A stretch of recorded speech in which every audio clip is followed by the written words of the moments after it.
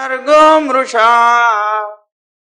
धाम्ना स्वेन सदा निरस्तकुहकं सत्यं परं धीमहि धर्मः प्रोज्झितकैतवोऽत्र परमो निर्मत्सराणां सतां वेद्यं वास्तवमत्र वस्तु शिवदं तापत्रयोन्मूलनम् श्रीमद्भागवते महामुनिकृते किं वा परैरीश्वरः सद्यो हृद्यवरुध्यतेऽत्र कृतिभिः शुश्रूषुभिस्तक्षणात् नारायणं नमस्कृत्य नरं चैव नरोत्तमं देवीं सरस्वतीं व्यासं ततो जयमुदीरयेत्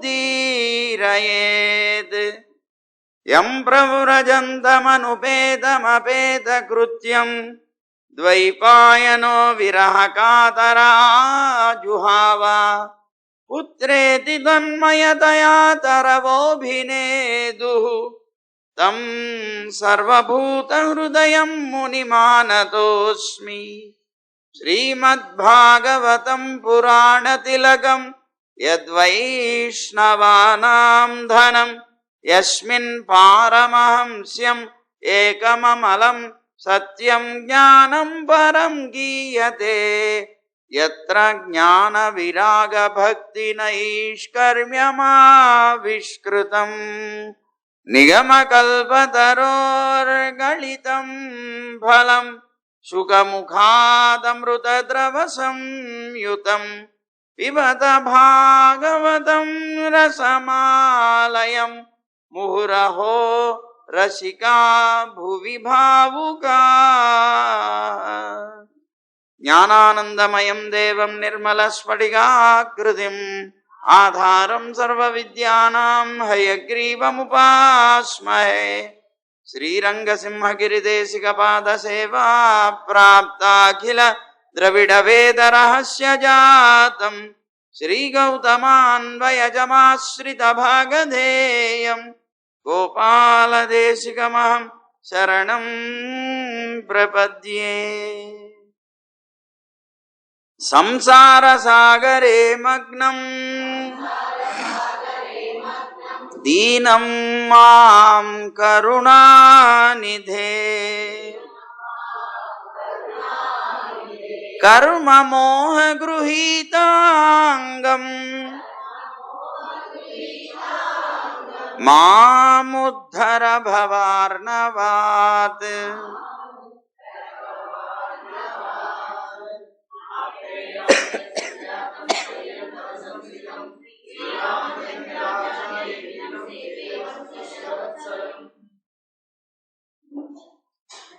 జై గోవింద.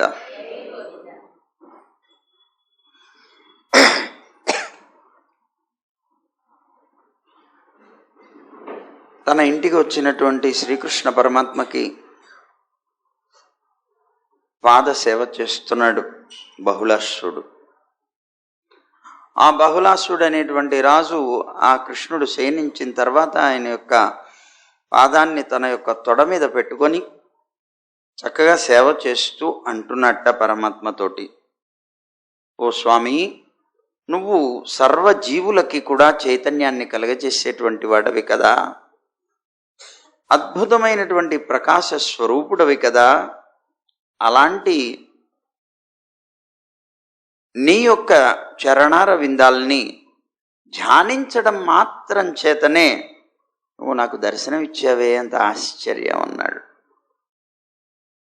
నేనేం పుణ్యం చేశానో తెలీదు, నేను ఏ కర్మ ఫలంగా ఇది అనుభవిస్తున్నానో నాకు తెలీదు, కానీ నా జీవితంలోనే నా జీవితం సార్థకమయ్యేటువంటి అద్భుతమైనటువంటి క్షణాలు ఇవి నాకు అన్నాడు. నీ చరణ కమలాల్ని ధ్యానించడం మాత్రం చేతనే నీ దర్శనాన్ని పొందగలిగాను. నాకేమనిపిస్తోందో తెలుసునా, నువ్వు ఒకసారి అన్నావు, నాకు నా ఏకాంత భక్తుల కంటే కూడా బంధువైనటువంటి అనంతుడు గాని, భార్య అయినటువంటి లక్ష్మీదేవి గాని, పుత్రుడైనటువంటి చతుర్ముఖ బ్రహ్మ గాని నాకు ఎక్కువ ఇష్టం కాదు అని అన్నావు ఒకసారి. ఆ అన్నటువంటి మాటని ఇప్పుడు యథార్థంగా చూపిస్తున్నావేమో నీ ఆచరణతో అని అనిపిస్తుందయ్యా. ఇది రుజువుపరచడం కోసమే నాకు దర్శనం ఇచ్చినట్లున్నావు నువ్వు అని అన్నాడు. చాలా సంతోషం, ఆనందాన్ని పట్టలేకపోతున్నాడు. నువ్వు నిష్కుంచులైనటువంటి వాళ్ళు, ఏ విధంగానూ శక్తి లేదు. అలాంటి శక్తిహీనులైనటువంటి వారు ఎవరైతే ఉంటారో అలాంటి వాళ్ళు, శాంతమైనటువంటి చిత్తం కలిగినటువంటి మహానుభావులైనటువంటి మునులు ఎవరైతే ఉంటారో వాళ్ళకి ఆత్మ ప్రదానం చేస్తావు. ఆత్మ ప్రదానం చేసి వాళ్ళకి అనుగ్రహిస్తూ ఉంటావు వాళ్ళందరినీ కూడా. ఈ విషయం తెలిసినటువంటి ఎవరైనా సరే తమ జీవితంలో తాము ఒక ముని కాకుండా లేదా నీ గురించి తలంచకుండా జీవించగలుగుతాడా? నిన్ను స్మరించినంత మాత్రం చేత, నీ గురించి జీవించినంత మాత్రం చేత నువ్వు సాక్షాత్కరిస్తావు అని తెలిసినటువంటి వాడు జీవితంలో ఒక భార్య భర్త కోసం, భర్త భార్య కోసం, పిల్లల కోసం, తల్లిదండ్రులు అందరూ కూడాను ఒకరి కోసం ఒకరు జీవిస్తారు. కానీ ఎదుటి వాళ్ళు వాళ్ళ కోసం జీవించరు. తమాషా అది. ఒకరి కోసం ఒకరు జీవిస్తున్నట్టుగానే నటిస్తారు, కానీ యథార్థంగా జీవనం అది కాలేదు. ఎందుకు కాలేదు? ఒకరి కోసం ఒకరు జీవించలేరు. ఎందుకు కాలేరు అంటే ఏదో ఒకనాడు తప్పనిసరిగా ఈ శరీరాన్ని వదిలి వెళ్ళిపోవలసి వస్తుంది కనుక. శాశ్వతంగా ఒకరి కోసం ఒకరు జీవించడం అనేటువంటిది సాధ్యమే కాదు. కనుక అలాంటిది తత్వం కలుగుతుంది. కానీ లోకంలో నువ్వున్నావే, నిన్ను గనక ఎవరైనా ఆశ్రయించినట్లయితే వాళ్ళ కోసం నువ్వు జీవిస్తావు శాశ్వతంగా. అది తెలిసినటువంటి ఎవరైనా సరే నిన్ను వదులుకొని ఈ అశాశ్వతమైనటువంటి ఈ లోకాన్ని ఆశ్రయిస్తారా అని అడుగుతున్నాడు బహుళాసురుడు. నువ్వు యదువంశంలో అవతరించావు. ఈ లోకంలో సంసారంలో పడి ఉన్నటువంటి నాలాంటి వాళ్ళు ఎవరైతే ఉన్నారో అలాంటి మానవుల యొక్క సంసార బంధాలన్నింటినీ కూడాను పోగొట్టడం కోసమని, ముల్లోకాలన్నీ కూడాను పావనం చేసి ఆ ఉన్నటువంటి పాపాన్ని అంతటినీ కూడాను ధ్వంసం చేయడం కోసమని నీ కీర్తిని అంతటా కూడాను విస్తరింపచేస్తూ అవతరించావు నువ్వు. అదే నువ్వే కనుక అవతరించకపోతే మాలాంటి వాళ్ళ యొక్క గతి ఏమీ కావాలి. ఆనాడు బహుళాసురుడు అన్నాడు, ఈవేళ మనము అనుకుంటున్నాం. కారణం ఏమిటి అంటే ఆ పరమాత్మే కనుక ఆనాడు అవతరించకపోతే ఆ పరమాత్మ యొక్క అద్భుతమైనటువంటి తత్వం తెలుసుకునేటువంటి అవకాశమే మనకు ఉండేది కాదు. ఆనాడు ఆయన అవతరించి ఉండకపోతే స్వయంగా ఆయన యొక్క దర్శనాన్ని చేసుకుని వాళ్ళ యొక్క పాపాలన్నీ కూడా పటాపంచలు చేసుకునేటువంటి అవకాశం ఆనాడు ఉన్నటువంటి వాళ్ళకి సాధ్యమయ్యేది కాదు. ఆ బహుళాసురుడు తాను ఎంతో అద్భుతంగా పరమాత్మతో ఈ విషయాన్ని పలుకుతూ, నిజంగా మమ్మల్ని ఎంత ధన్యుల్ని చేసావు స్వామి, లోకంలో ఉండేటువంటి సకల సంసారంలో పడి ఉన్నటువంటి వాళ్ళని ఉద్ధరించడం కోసం నువ్వు వస్తే నిన్ను కనీసం తెలుసుకోవడానికి కూడా ముందుకి రానటువంటి ఈ జనుల యొక్క తత్వాన్ని ఏం చెప్పాలని. సాక్షాత్తు కృష్ణుడే భగవద్గీతలో తాను లోకాన్ని నిందించాడు. లోకంలో ఉండేటువంటి జీవకోటిని ఉద్ధరించడం కోసం నేను స్వయంగా అవతరించి వస్తే అవజానంతి మాం మూఢాహ మానుషీతను ఆశ్రితం అంటాడు.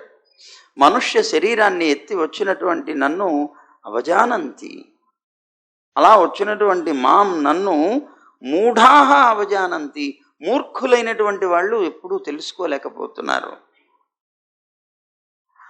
తెలుసుకోలేక నన్ను కూడా ఒక సామాన్యమైనటువంటి మానవుడిగా భావన చేసి వాళ్ళ యొక్క అజ్ఞానాన్ని ప్రదర్శిస్తున్నారు. తద్వారా వారందరూ కూడా నష్టాన్ని పొందుతున్నారు. ఎదురుగా ఉన్నటువంటి నేను మోక్ష ప్రదాతనైనా నన్ను ఆశ్రయించాలనేటువంటి బుద్ధి వాళ్ళకి కలగట్లేదంటే అంతకన్నా మూర్ఖత్వం ఇంకేం కావాలన్నాడు. అది అన్నమాట. అందువల్ల ఆనాడు విభవావతారంతో పరమాత్మ ప్రత్యక్షంగా అందరికీ దర్శనం కలిగించి ఉండవచ్చు. కానీ ఈవేళ అర్చారూపంలో మనందరికీ కూడా దర్శనాన్ని కలిగిస్తున్నాడు. ఆయన అంతర్యామి అవి ఉండడం వల్ల అంతటా వ్యాపించే ఉన్నాడు. ఈవేళ మనం అనుకుంటున్నాం ఇది మట్టి బొమ్మ కాదు, గుర్తుపెట్టుకోండి. అంతర్యామిగా ఉన్నటువంటి పరమాత్మ ఇందులోనూ వ్యాపించి ఉన్నాడు. కనుక ఇది ఏదో మృత్తికతో మట్టికతో చేసిందో, లేకపోతే ప్లాస్టర్ ఆఫ్ ప్యారిస్తో చేసిందో, లేకపోతే ఇంకోటేదో దాంతో చేసిందో అనే భావన ఎప్పుడూ కూడా కలిగించుకోకూడదు. మనం ఆలయానికి వెళితే ఎంతో అందంగా శిల్పాన్ని చెక్కారు అనే భావన రానివ్వకూడదు. అది శిల్పం కాదు, ఎక్కడ ఉన్నది పరమాత్మ, గుర్తుపెట్టుకోవాలి. సర్వాంతర్యామి అయినటువంటి పరమాత్మ అక్కడ ఉన్నాడు తాను స్వయంగా. అలాంటి ఆ పరమాత్మ ఎవరైతే ఉన్నారో వారిని గుర్తించడం అనేటువంటిది లోకంలో అందరూ చేయలేకపోతారు. ఎంత ఆశ్చర్యం కదా. మనం కాదు, ఇవాళ అర్చారూపంలో ఉన్నటువంటి స్వామిని మనం గుర్తించలేకపోతున్నామంటే ఆయన మనకి ప్రత్యక్షంగా కనిపించడం లేకపోవడం వల్ల మనకేదో దురదృష్టం అనుకొని మనం గుర్తించలేకపోవచ్చు. కానీ ఆనాడు స్వామి ఉన్న రోజుల్లోనే గుర్తించని దుర్యోధనాదులు ఎంతమంది ఉన్నారు. ఆయన తత్వాన్ని ఎరిగినటువంటి భీష్ముడు మొదలైనటువంటి వాళ్ళందరూ తరించారు. అందుకనే వీళ్ళందరూ నశించిపోయారు. అందుకనే అది గుర్తించి బహుళాశ్వడు తాను అంటున్నాడు, ఓ స్వామి, నువ్వు సాక్షాత్తు నారాయణుడివి, నారాయణ ఋషివి, నువ్వు ఈ లోకంలో కృష్ణుడిగా అవతరించావు అనేటువంటి విషయాన్ని నేను చాలాసార్లు చాలామంది ద్వారా విన్నాను. అలాంటి నువ్వు నన్ను అనుగ్రహించడం కోసం నా గృహానికి వేయించేసావు.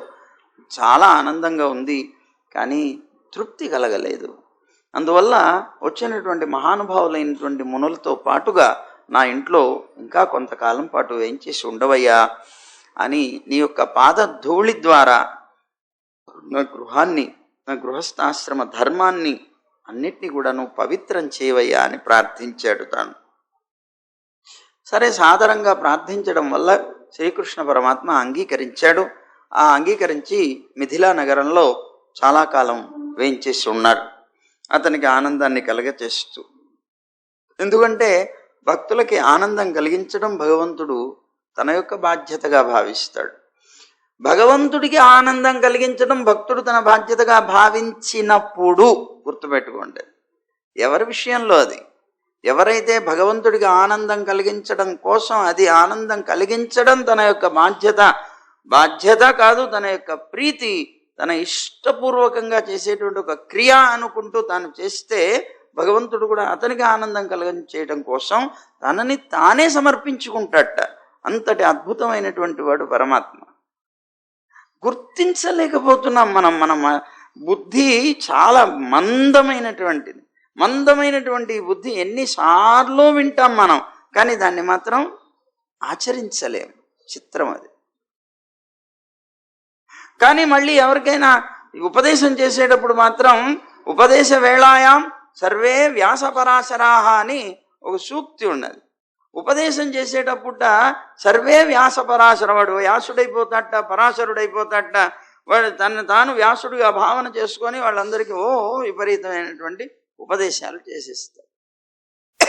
ఆచరించేటప్పుడు మాత్రం గుర్తే ఉండదు. దాన్ని గుర్తుండక కాదు, గుర్తున్నా తాను చేయలేనటువంటి అజ్ఞానపు దశ. ఇది ఉండకూడదు. నువ్వు ఎప్పుడైతే నీకు ఉన్నటువంటి జ్ఞానాన్ని నువ్వు ఆచరిస్తావో అప్పుడే యథార్థమైనటువంటి వ్యక్తివి. నీకు జ్ఞానం కలగవచ్చు, నువ్వు ఉపదేశం చేయవచ్చు, ఎంతైనా చేయవచ్చు, కానీ నువ్వు ఆచరించి ఉపదేశం చేయి. ఒక గురువు గారి దగ్గరికి ఒక ముసలావిడ, ఒక వృద్ధురాలు వచ్చిందట బాబు, ఒక తల్లి తన పిల్లవాడిని తీసుకొని వచ్చింది. తీసుకొచ్చి, గురువుగారు, మా వాడు ఊరికే పంచదార తింటున్నాడండి, విపరీతంగా పంచదార తినేస్తున్నాడు, వాడికి ఏదైనా అనారోగ్యం వస్తుందేమో అని నాకు భయం.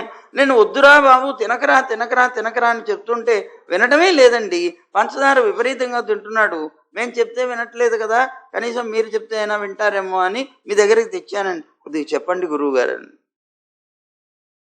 ఆ పిల్లవాడిని గురువుగారు అలా చూశారు. చూసి గురువుగారు అన్నారట, ఒక వారం రోజుల తర్వాత రా అన్నాడు. ఏదైనా తాయితో లేకపోతే తైలం ఏదో పోస్తాడేమో పోసాడనుకున్నది బాబు. సరే మొత్తం మీద వారం రోజులు అయిన తర్వాత ఆ పిల్లవాడిని తీసుకొని వచ్చిన తర్వాత, ఒరే అబ్బాయి, నువ్వు పంచదార తింటున్నావు, ఎక్కువ తినకు, మానేసే ఇవాళ నుంచి అన్నట్ట గురువుగారు. వెళ్ళమ్మా, చెప్పానుగా, పర్వాలేదులే, మానేస్తాడు, వెళ్ళండి. ఇప్పుడు ఏదేదో ఊహించుకుంది. వారం రోజుల తర్వాత రమ్మన్నాడంటే ఏదైనా మందు ఏమైనా తయారు చేస్తాడేమో, నూరుతాడేమో, ఇస్తాడేమో అని. తీరా ఏదో మాట అదేమిటండి గురువుగారు, ఈ మాట ఆ రోజే చెప్తే పోయేది కదా, ఇవాళ ఎందుకు చెప్తున్నారు? ఆ రోజే చెప్పేది మళ్ళీ నేను రాకుండా అయిపోయేది కదా అన్నది. ఆ రోజు నేను చెప్పకపోవడానికి కారణం ఏంటంటే నేను కూడా పంచదార తింటున్నాను ఆ రోజుకి. నేను ఆ పంచదార తింటూ ఉండి నేను అతన్ని తినద్దని ఎలా చెప్పమంటావు? అందుకని నువ్వు వచ్చిన తర్వాత నేను వారం రోజులు మానేశాను, పంచదార తినటం మానేశాను. అప్పుడు నాకు అర్హత వచ్చింది నేను అతనికి చెప్పడానికి. అందువల్ల నేను ఇప్పుడు చెప్పాను అన్నాడు. ఓహో గురుగారు, అదే సంగతి అంటే. అర్థం ఏంటి? నువ్వు ఆచరించి ఉపదేశం చేయి. నువ్వు ఆచరించకుండా ఉపదేశం చేయాలని ప్రయత్నం చేయకు. నిన్ను నువ్వు ముందు ఉద్ధరించుకో, తర్వాత ఇంకొకరిని ఉద్ధరించే ప్రయత్నం చేయి. నీకు నువ్వు ఉద్ధరణ లేదు, నీకు ఇతరులని ఉద్ధరించేటువంటి ప్రయత్నం చేస్తే అది ఎలా అనుకుంటాం మనం అని. ఆ గురువుగారు ఎవరో కాదు, రామకృష్ణ పరమహంస. చాలా చక్కనైనటువంటి చిన్న దీంట్లో మన జీవితంలో జరిగేటువంటి ఒక విషయాన్ని ఆయన చూపించారు. అట్లా ఆచరణ ప్రధానం. ఆచరించు, నలుగురికి ఉపదేశించి. అదిగో ఇది చాలా ముఖ్యమైనటువంటిది. అందుకని ఇక్కడ పరమాత్మ గురించి నువ్వు ఎంత గొప్పగా ఆచరిస్తావో, ఆయనకి ఎంత ప్రీతి కలిగిస్తావో, నీకు కూడా అంతకన్నా ఎక్కువ ప్రీతి కలిగించే ప్రయత్నం ఆయన చేస్తాడు.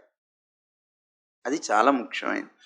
సరే, మొత్తం మీద బాహుళాసురుడు అడగడం చేత శ్రీకృష్ణ పరమాత్మ వాళ్ళ ఇంట్లో హాయిగా కొంతకాలం పాటు వేంచేసి ఉండి అతని మనసుకి ఆనందం కలిగించారు.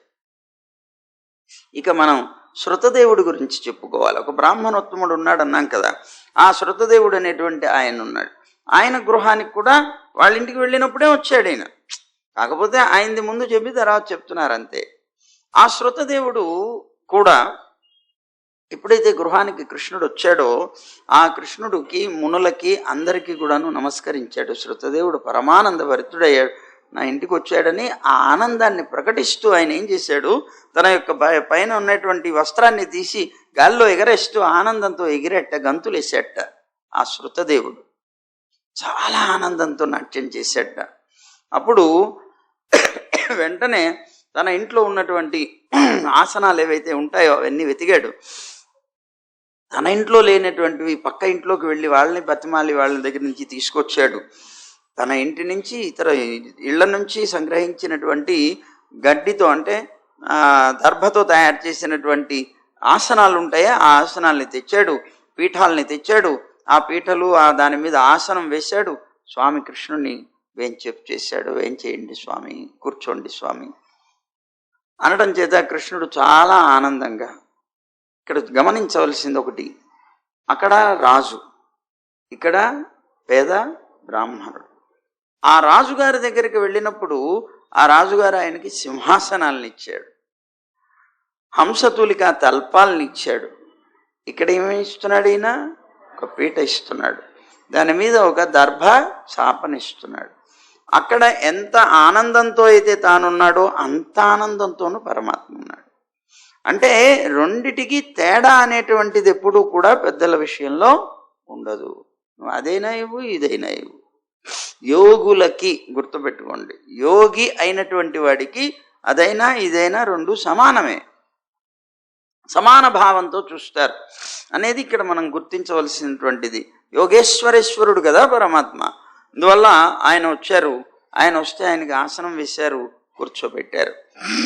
అన్ని గృహాల నుంచి తిప్పించి లేదా తన గృహంలో ఉన్నటువంటి వేసి కూర్చోబెట్టిన తర్వాత భార్యతో కూడా చాలా సంతోషంతో ఆయన యొక్క పాదాలని ప్రక్షాళన చేశాడు, కడిగాడు, శుభ్రంగా ప్రక్షాళన చేసి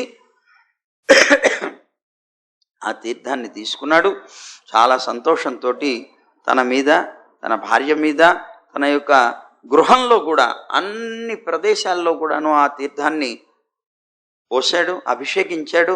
తర్వాత తన కుటుంబం, తన యొక్క బంధువులు ఎవరెవరైతే వచ్చారో వాళ్ళందరి మీద కూడాను పోసి, ఇది పవిత్రమైనటువంటి ఈ జలం మీ జన్మలన్నిటినీ కూడా తరింపజేస్తుంది అన్నాడు. ఆ తర్వాత ఆయనకి ఉసిరిక ఫలం ఉంటుంది. ఆ ఉసిరిక అంటే ఆమలకి అంటారు. ఈ ఆమలకి అనేటువంటి ఫలంతో అర్చించాడంటే ఆయనకి ఇచ్చాడు, సమర్పించాడు. ఉసీరం అనేటువంటి తృణాలు, గడ్డి ఇలాంటివన్నీటువంటి చాలా సువాసితమైనటువంటి, అంటే మంచి పరిమళం వచ్చేటువంటివి, అమృతతుల్యమైనటువంటి, మంచి మధురమైనటువంటి, ఉత్తమమైనటువంటి జలాలను ఇచ్చాడు. ఈయన దగ్గర ఇంతకు మించి ఇంకేముంటాయి?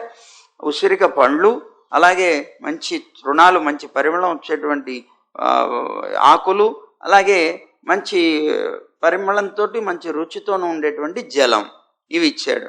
అలాగే మంచి గంధం, అద్భుతంగా పరిమళించే కస్తూరి ఉంటుంది, ఆ కస్తూరిని సమర్పించాడు. తులసి, కుశ, పద్మాలతో ఉన్నటువంటి ఒక మాలని సమర్పణం చేశాడు. అనాయాసంగా లభించినటువంటి ద్రవ్యాలు ఇవి. అదే ఊరికేనే దొరికేవి, తోటల్లో వెనకాల దొడ్లో దొరికేవి, అలాంటి వాటితో ఇచ్చాడు. అలాగే సత్వగుణవర్ధకమైనటువంటిది, తాను భిక్ష పట్టి తెచ్చినటువంటి ద్రవ్యాలతో తయారు చేసినటువంటి అన్నాన్ని పెట్టాడు కృష్ణుడికి. ఆ అన్నాన్ని చాలా ఆనందంగా స్వీకరించాడు. సరే, ఆ మునులు ఉన్నారు, వీరితో పాటు వచ్చినటువంటి మునులు, ఋషులు ఎవరైతే ఉన్నారో సుఖమహర్షితో సహా అందరూ కూడా సాక్షాత్తు శ్రీమన్నారాయణుడైనటువంటి కృష్ణుడికి నివాసమై ఉన్నారు వాళ్ళందరూ కూడా. అందువల్ల వీళ్ళ యొక్క పాదాలు కూడా సర్వ తీర్థాలు కలిసినటువంటివి అయి ఉంటాయి. ఆశ్రయాలు, తీర్థాలకు కూడా ఆశ్రయాలు లాంటివి అనేటువంటి ఉద్దేశంతో నేను గృహాంధకారంలో పడి ఉన్నాను, అంధకార కూపంలో పడి ఉన్నాను నేను. అలాంటి నాలాంటి వ్యక్తికి కృష్ణుడితో పాటుగా ఈ మహాత్మ్యం కలిగినటువంటి మునులను కూడా నేను సేవిస్తే నా జన్మ తరిస్తుంది అనుకొని, అప్పుడు కృష్ణుడి యొక్క పాదసేవ అయిపోయిన తర్వాత వారికి కూడాను చక్కగా పాద ప్రక్షాళనం చేసి తాను మనస్సులో అనుకుంటున్నట్ట, అబ్బా నా జన్మ ఎంత గొప్పదై ఉండాలి, అసలు కృష్ణుడితోనూ ఇలాంటి మహానుభావులైనటువంటి మునులతోనూ ఒకేసారి నాకు సాంగత్యం కలగడానికి నేను ఏ జన్మలో ఏ పుణ్యం చేసి ఉండాలి అని అనుకున్నట్ట. తాను ఎట్లా కలిగింది? ఇది అసాధ్యమైనటువంటిది సుసాధ్యమైంది నా జీవితంలో. నేనేమన్నా పోని చాలా గొప్ప ధనవంతుడిని అయిపోయి ఆయనకి ఇవేవో సమర్పించేస్తే ఆయన సంతోషించి వచ్చాడు అనుకోవడానికి నా దగ్గర ఏమీ లేదు కదా. అయినా కూడా ఎలా వచ్చాడు అనుకుని ఆనందించాట. ఇప్పుడు తన భార్యతోటి, బంధువులతోటి, సంతానంతో కూడి ఆయన దగ్గరికి వెళ్ళి ఆ భగవంతుడి యొక్క పాదాలు తన ఒళ్ళో పెట్టుకొని చక్కగా సంవహనం చేశాడు, అంటే సేవ చేశాడు. అక్కడ ఈయన యొక్క ఆతిథ్యానికి అంతటికీ కూడా సంతోషించినటువంటి మునులు అందరూ కూడాను చాలా చక్కగా ప్రశాంతంగా కూర్చొని ఉంటే, అప్పుడు శృతదేవుడు అంటున్నట్ట, నువ్వు ఏ సమయంలో అయితే నీ సత్వాది గుణాత్మకమైనటువంటి శక్తులు ఉంటాయో ఆ శక్తుల ద్వారా ఈ విశ్వాన్నంతటినీ కూడా నువ్వు సృష్టించావో పరమాత్మ, ఆ నీ యొక్క ఉనికితో, అంటే ఎప్పుడైతే సృష్టించినటువంటి ప్రతి పదార్థంలోనూ నువ్వు అంతర్యామిగా ప్రవేశించావో ఆ సమయంలోనే నన్ను నువ్వు పొందావు. అంటే అర్థం ఏంటి? నేను అనాదిగా ఉన్నటువంటి వాడినే కదా, జీవుడు ఎప్పుడు అనాది కదా. అనాది అయినటువంటి నన్ను సృష్టించిన సమయంలో నువ్వు నాలో అంతర్యామిగా ఆనాడే ప్రవేశించావు. ఆనాడే నీకు నాకు సంబంధం ఏర్పడింది. ఇవాళది కాదు, ఇవాళ ఏదో కొత్తగా నేను దర్శనం చేయడం కాదు, నీతో నాకు సంబంధం ఏర్పడటం కాదు. ఏనాడైతే సృష్టి ఆరంభంలో నన్ను సృష్టించావో, నాలో నువ్వు అంతర్యామిగా ప్రవేశించావో ఆనాడే నీతో నాకు అద్భుతమైనటువంటి సంబంధం ఏర్పడిందయ్యా. కానీ ఈవేళ నాకు ఏర్పడింది నీ దర్శనం. సంబంధం అయితే నిత్యం, కానీ దర్శనం మాత్రం తొందరగా దొరకదు కదా. ఇది అపురూపం, ఈవేళ దొరికింది అని ఆనందిస్తున్నాడు తాను. అలాగే నిరంతరం నిన్ను గురించి ఎవరైతే శ్రవణం చేస్తారో, ఎవరైతే కీర్తనం చేస్తారో, అర్చనం వందనం చేస్తారో, అలాగే ఒకళ్ళకొకళ్ళు పరస్పరం భగవంతుని యొక్క అంటే నీ యొక్క అద్భుతమైనటువంటి కథా సంభాషణ చేసుకుంటారో, చెప్పుకొని వింటూ ఒకళ్ళు చెప్పడం ఒకరు వింటాం, ఒకరు చెప్పడం ఒకరు వింటాం, అలాగా వాళ్ళు పరస్పరం భావయంత భగవద్గీతలో చెప్తాడు. పరస్పరం ఒకరికొకరు అలాగా చెప్పుకుంటూ ఆనందిస్తారో, మాత్సర్యం లేనటువంటి వాళ్ళు, మాత్సర్యం అంటే అసూయ, ఈ అసూయ లేనటువంటి వాళ్ళు ఎవరైతే ఉంటారో అలాంటి వారి యొక్క హృదయాల్లో నువ్వు స్థిరంగా ఉంటావు అని నేను విన్నానయ్యా స్వామి. నువ్వు సర్వజీవుల యొక్క హృదయాల్లో నివసిస్తున్నప్పటికీ కూడా కర్మ విక్షిప్తులైనటువంటి ఆ కర్మ విక్షిప్త చిత్తం కలిగినటువంటి వాళ్ళు, అంటే కర్మ చేత బాగా కప్పబడినటువంటి, మాయ చేత కప్పబడి కర్మ చేస్తూ ఆ కర్మ చేత పూర్తిగా లోబడి ఉన్నటువంటి మనుషులు ఎవరైతే ఉన్నారో వాళ్ళకి దీనివల్ల పుట్టినటువంటి అహంకారం ఏదైతే ఉన్నదో, ఈ అహంకారం ఈ ఆత్మశక్తిని పూర్తిగా కప్పేస్తుంది. దానివల్ల నువ్వు అగ్రాహ్యుడివి అవుతావు, అంటే నువ్వు కనిపించవు వాళ్ళకి కదా. మరి ఇప్పుడు మన అందరం ఉన్నాం, మనలోనే అంతర్యామిగా ఉన్నాడు. అంతర్యామిగా ఉన్నటువంటి పరమాత్మ మనకి అత్యంత సమీపంలో ఉన్నాడు. అత్యంత సమీపంలో ఉన్నటువంటి వ్యక్తి కనిపించకపోవడం అనేటువంటిది ఉండదు కదా. మరి ఎందుకు కనిపించట్లేదు మనకి అంటే మన దగ్గర 2 పొరల తెర ఒకటి ఉన్నది, 2 పొరల తెర ఒకటి ఉన్నది. అదేమిటి? అహంకారం, మమకారం. ఈ అహంకార మమకారం అనేటువంటి తెర ఏదైతే అడ్డుపడిందో పరమాత్మకి మనకి మధ్య, ఈ తెర ఉండడం చేత కనిపించింది. అందుకే మన త్యాగరాజ స్వామి కీర్తనలో తెర తీయగరాదా, నాలోని తెర తీయగరాదా అని త్యాగరాజ స్వామి వెంకటేశ్వర స్వామి కోవిల్కి వెళ్ళారట తిరుమల దర్శనం చేసుకోవడానికి. వీరు వెళ్ళిన సమయంలో తెర వేసి ఉన్నదిట, అంటే లోపల ఏదో జరుగుతోంది అర్చన. అలా వీరు వెళ్ళి స్వామి యొక్క దర్శనం చేసుకోవాలనేటువంటి ఆతృత వీరిలో పెరిగినప్పుడు ఆ తెర ఎంతసేపటికి తీయకపోతే అప్పుడు ఈ సంకీర్తనం చేశారట, తెర పడిపోయింది. అది కావాలి. మనలో కూడా పరమాత్మకి మనకి మధ్య తెర ఒకటి ఉన్నది. ఆ తెర తొలగితే దర్శనం అయిపోతుంది దానంతటదే. మనలో ఉండేటువంటి అహంకారం మమకారం అనేటువంటి తెరలు పోగొట్టేసుకోవాలి, తీయగలగాలి. అవి ఎంతకాలమైనా సరే దానికి ఆ హుక్ ఏదో ఇరుక్కుపోయింది. తెర తీద్దాం అనుకుంటున్నాం, హుక్ ఇరుక్కుపోయింది, ఎంత తీద్దామన్నా రావడం లేదు. ఆ ఇరుక్కుపోయినటువంటి హుక్ ఏమిటి? సంసారం. ఆ సంసారం అనేటువంటి బంధం ఉన్నదే, ఈ బంధం తెర తీయనివ్వట్లేదు. అదనమాట. దానివల్ల మనం పరమాత్మని దర్శనం చేసుకోలేకపోతున్నాం అని అంటున్నారు. నిన్ను అలా ఎవరైతే అలా దగ్గరగా ఉన్నా కూడాను కనిపించినటువంటి రూపంతో నువ్వు ఉంటావయ్యా, కానీ అతి దూరస్థుడవై ఉంటావు. అందుకనే కదా మనం భగవంతుని గురించి మనకి దగ్గరగా ఉన్నాడు, కనీసం ఆ జ్ఞానం కూడా మనకి లేదు.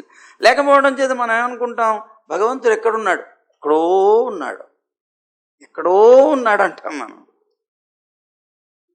ఎక్కడో లేడు, నీలోనే ఉన్నాడు, కానీ నువ్వు గుర్తించలేకపోతున్నావు, నువ్వు దర్శనం చేసుకోలేకపోతున్నావు. అందువల్ల అలాంటి వాళ్ళకందరికీ నువ్వు చాలా దూరమైన వాళ్ళగానే కనిపిస్తూ ఉంటావు అంటున్నాడు అనమాట.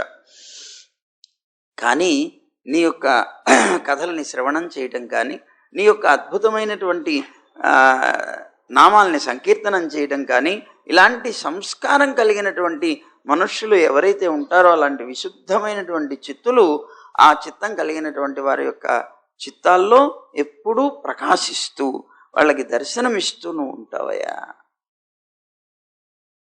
వాళ్ళు ఎప్పుడు నిన్ను దర్శించుకోగలుగుతారన్నాడు. నువ్వు ఈ దేహాదుల మీద అహంకారం లేనటువంటి పురుషులలో పరమాత్మ రూపంలో ప్రకాశిస్తూ ఉంటావు, వారికి మోక్షాన్ని ఇస్తూ ఉంటావు. దేహాదుల మీద అహంకారం కలిగినటువంటి పురుషులు సంసారాన్ని విధిస్తూ ఉంటావు. అంటే ఎవరికైతే శరీరం మీద అహంకారం లేదో, అంటే నేను నాది అనేటువంటి భావాలు లేకుండా ఎవరైతే జీవిస్తారో వాళ్ళ యొక్క హృదయాల్లో సాక్షాత్కరిస్తూ నిరంతరం నువ్వు ఉంటావు.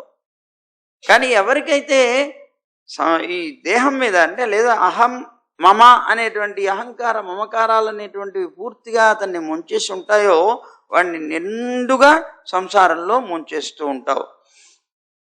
నువ్వు విరాట్ రూపమైనటువంటి ప్రాకృతమూర్తివి, అలాగే అప్రాకృతమూర్తివి కూడా అయి ఉన్నావు. ఈ రూపంతో కనిపిస్తున్నావు, ఇది ప్రాకృత రూపంగా కనిపిస్తుంది. కానీ నిజంగా నువ్వు ప్రాకృతమూర్తివే కాదు, అప్రాకృతమైనటువంటి మూర్తివే అయి ఉన్నావు. అలాంటి అద్భుతమైనటువంటి నీకు నేను నమస్కరిస్తున్నాను అని శృతదేవుడు ఆయనకి నమస్కరించి, నీ భృత్యుడని నేను ఎప్పుడు నీ సేవకుణ్ణే, అలాంటి నేను నీ సంతోషం కోసం స్వామి నువ్వు మా ఇంటికి వచ్చావు, ఇంటికి వచ్చినటువంటి నీకు ఆనందం కలిగించడమే నా ధర్మం. నీకు నేను భృత్యుణ్ణి, సేవకుణ్ణి, అలాంటి సేవకుణ్ణి అయినటువంటి నేను నీకు సంతోషం కలిగించడానికి ఏం చేయాలో ఆజ్ఞాపించవయ్యా అన్నాడు. నువ్వు మానవుల యొక్క దృష్టికి గోచరం ఇవ్వగానే సంసార ఈ కష్టం ఏదైతే ఉంటుందో అది పూర్తిగా నాశనం అయిపోతుంది. నువ్వు నాకు దర్శనం ఇచ్చావు, నా సంసార బాధలన్నీ తొలగిపోయాయి, నీకు నేను భృత్యుడైనటువంటి నీకు ఏం చేయగలను అనుగ్రహించు అని అంటే అప్పుడు కృష్ణుడు అంటున్నట్లుగా సుఖమహర్షి అంటున్నారు, ఆశ్రయించినటువంటి వాళ్ళ యొక్క దుఃఖాలని పోగొట్టడంలో నిపుణుడైనటువంటి వాడు కృష్ణుడు. అలాంటి కృష్ణుడు శృతదేవుడు పలికినటువంటి మాటలను విని తన హస్తంతో ఆయన యొక్క హస్తాన్ని పట్టుకొని, శృతదేవా నువ్వు అడుగుతున్నావు కదా, చెప్తున్నాను విను అన్నాడు. ఏమిటి అంటే, ఈ వచ్చినటువంటి మునులు ఉన్నారు చూసావు, తమ యొక్క పాదరేణువులతో ఈ 3 లోకాలని కూడా పవిత్రం చేస్తూ ఉంటారయ్యా. అలాంటి పవిత్రం చేస్తూ వాళ్ళు నాతో పాటుగా తిరుగుతూ ఉంటారు మహానుభావులు. ఇప్పుడు వీళ్ళందరూ నిన్ను అనుగ్రహించడానికి ఇక్కడికి వచ్చారు. అలా నిన్ను అనుగ్రహించడానికి ఇక్కడికి వచ్చారు అనేటువంటి విషయాన్ని నువ్వు తెలుసుకో. ప్రధానంగా దేవతలు కానీ, పుణ్యక్షేత్రాలు కానీ, గంగాది తీర్థాలు కానీ, వీటి యొక్క దర్శన స్పర్శన అర్చనాల చేత మనకి చాలా కాలం తర్వాత ఫలితాలను ఇస్తాయి. క్రమంగా మనం చేయగా అవి మనకి పవిత్రం చేస్తాయి, మనకు కావలసినటువంటి కోరికలను తీరుస్తాయి.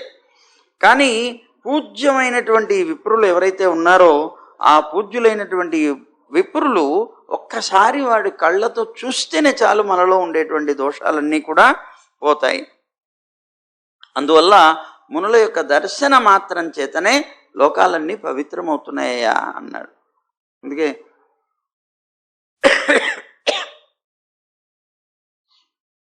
సాధూనాం దర్శనం పుణ్యం స్పర్శనం పాపనాశనం అని శాస్త్రం. సాధూనాం దర్శనం పుణ్యం, సాధువుల్ని మనం దర్శనం చేస్తే మనకి పుణ్యం కలుగుతుంది. స్పర్శనం పాపనాశనం, వారిని కనుక స్పృశించినట్లయితే మన పాపాలు పోతాయి. వారిని దర్శనం చేస్తే మనకు పుణ్యం కలుగుతుంది, వారిని స్పృశించినట్లయితే మనకి పాపం పోతుంది. అందువల్ల అలాంటి వారు వీళ్ళందరూ కూడా అలాంటి మహానుభావులైనటువంటి వాళ్ళ యొక్క దర్శన మాత్రం చేతనే మానవులందరూ పవిత్రమవుతూ ఉంటారు. అలాంటి బ్రాహ్మణులు సౌక్రాది త్రివిధ జన్మల ద్వారా 3 జన్మలు ఇంతకుముందు మనం చెప్పుకున్నాం. ద్విజులైనటువంటి వారికి లోకంలో ప్రతి వారికి కూడా 3 జన్మలు ఉంటాయి. అందులో ప్రధానంగా ద్విజులకి 3 జన్మలు ఉంటాయి. ఏమిటా 3 జన్మలు? ఒకటి తల్లి యొక్క గర్భం నుంచి వచ్చేటువంటిది, రెండవది సంస్కారవంతమైన సంస్కారంతో వచ్చేటువంటి జన్మ, అంటే ఉపనయన సంస్కారం మొదలైనటువంటి వాడు. ఇక మూడవది ఎవరైతే ఆధ్యాత్మిక గురువు ఎవరైతే ఉంటారో, అంటే మనల్ని తరింప చేయడానికి మనకి సమాశ్రయణం చేసి మంత్రోపదేశం చేసి మనకి కావలసినటువంటి అనేక రకాలైనటువంటి సద్విషయాలు, పరమాత్మని పొందడానికి కావలసినటువంటి విషయాలు ఏవైతే ఉంటాయో ఉపదేశం చేసేటువంటి వారు ఎవరైతే ఉన్నారో అది వారు 3వ గురువు. అలాగే 3 గురువులు ఉంటారు. అందులో వారు తపస్సు చేత, జ్ఞానం చేత, తుష్టి, అలాగే నా ఉపాసన అనేటువంటి వాటి చేత చాలా ఉన్నతమైనటువంటి రీతిలో జీవనం సాగిస్తుంటారు. అలాంటి వారితో కూడి ఉంటే, అలాంటి మహానుభావులు ఎవరైతే ఉంటారో అలాంటి మహానుభావులతో కూడి ఉంటే మన జీవితం ఇంకేం చెప్పాలి అని అంటున్నారు అన్నమాట. నా ఈ చతుర్భుజ రూపం కూడా, యథార్థంగా చెప్తే నా ఈ చతుర్భుజ రూపం కూడా బ్రాహ్మణుల కంటే ఎక్కువ ప్రియమైనటువంటిది కాదు నాకు అన్నాడు. నా ఈ చతుర్భుజ రూపం కూడా బ్రాహ్మణుల కంటే ఎక్కువ ప్రియమైంది కాదు నాకు.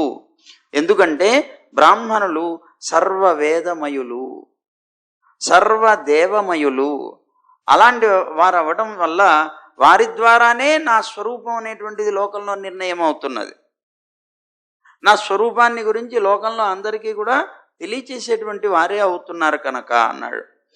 అలాగే అసూయాగ్రస్తులైనటువంటి వారు, కొంతమందికి అసూయ ఉంటుంది. అంటే గురువుల మీద కూడా అసూయ ఉంటుంది, భాగవతోత్తముల మీద కూడా అసూయ ఉంటుంది. ఈ అసూయ అనేటువంటిది దేనివల్ల కలుగుతుంది? ఎప్పుడైనా సరే దోషారోపం గుణేశ్వపి అని. అసూయ అంటే అర్థం ఏంటి? దోషారోపం అన్నమాట. వాళ్ళకు ఉండేటువంటి మంచి గుణాలని మంచి గుణాలుగా స్వీకరించలేక మనస్సు వాళ్ళకు ఉండే మంచి గుణాల మీద కూడా దోషాలని ఆరోపణ చేస్తూ బ్రతకడం. అసూయ అంటే అదే. అంటే ఉదాహరణ, ఎవరో మంచిగా సున్నాలు వేయించుకున్నాడు ఇంటికి. ఆ గోడ ఉంటుంది, ప్రహరీ గోడ, దానికి కూడా మంచిగా బ్రహ్మాండంగా సున్నాలు వేయించాడు. వెళుతూ వెళుతూ ఉండేటువంటి కొంతమంది అసూయాగ్రస్తులు ఉంటారే, అక్కడ ఉండే పేడ తీసుకుని ఒకటి వేసి వెళ్ళిపోయాడు. అసూయ. ఎదురుగా ఉన్నటువంటి మంచిదాన్ని ఎప్పుడూ మంచిదిగా చూడలేడు వాడు. అది ఎప్పుడూ మంచిది కాదు. అసలు ఆధ్యాత్మిక విద్యని పొందాలి అంటే ప్రధానంగా ఉండకూడనటువంటిది అసూయట. అసూయ లేని వాడికి మాత్రమే ఉపదేశం చేయగలిగినటువంటిది ఈ వేదాంత విద్య. ఇది ఎవరు చెప్పారండి అంటే కృష్ణుడే చెప్పాడు. ఎక్కడ చెప్పాడండి? భగవద్గీతలో చెప్పాడు. ఎన్నో అధ్యాయంలో అండి? 9వ అధ్యాయం ప్రారంభపు శ్లోకంలోనే చెప్పాడు. ఇదం తుతే గుహ్యతమం ప్రవక్ష్యామి అనసూయవే. ఇదం తుతే, ఇదం అంటే ఇది, ఇప్పుడు నేను ఏదైతే నీకు చెప్పబోతున్నానో అత్యంత రహస్యమైనటువంటి విద్య. ఈ విద్య మధ్యలో పక్కన తు అని పెట్టాడు. తు అంటే అర్థం ఏంటి? తు అనేటువంటిది వ్యాకరణంలో త్వంత్వాదాదిన పూర్వభాక్ అంటారు. అంటే తు అనేటువంటిది ఎక్కడైనా వచ్చింది అంటే ఇంతకు ముందు చెప్పినటువంటి దాన్ని అంతటినీ వేరు చేస్తూ దానికన్నా విలక్షణమైనటువంటి విషయం చెప్తున్నాను అని చెప్తుంది. ఇదం తు అన్నాడు. ఇదం తు అంటే ఇప్పుడు చెప్పబోయేటువంటిది ఏదైతే ఉన్నదో, అంటే ఇప్పటిదాకా చెప్పినటువంటి దాన్ని వేరు చేస్తూ దానికన్నా విలక్షణమైనటువంటిది నీకు నేను చెప్పబోతున్నాను.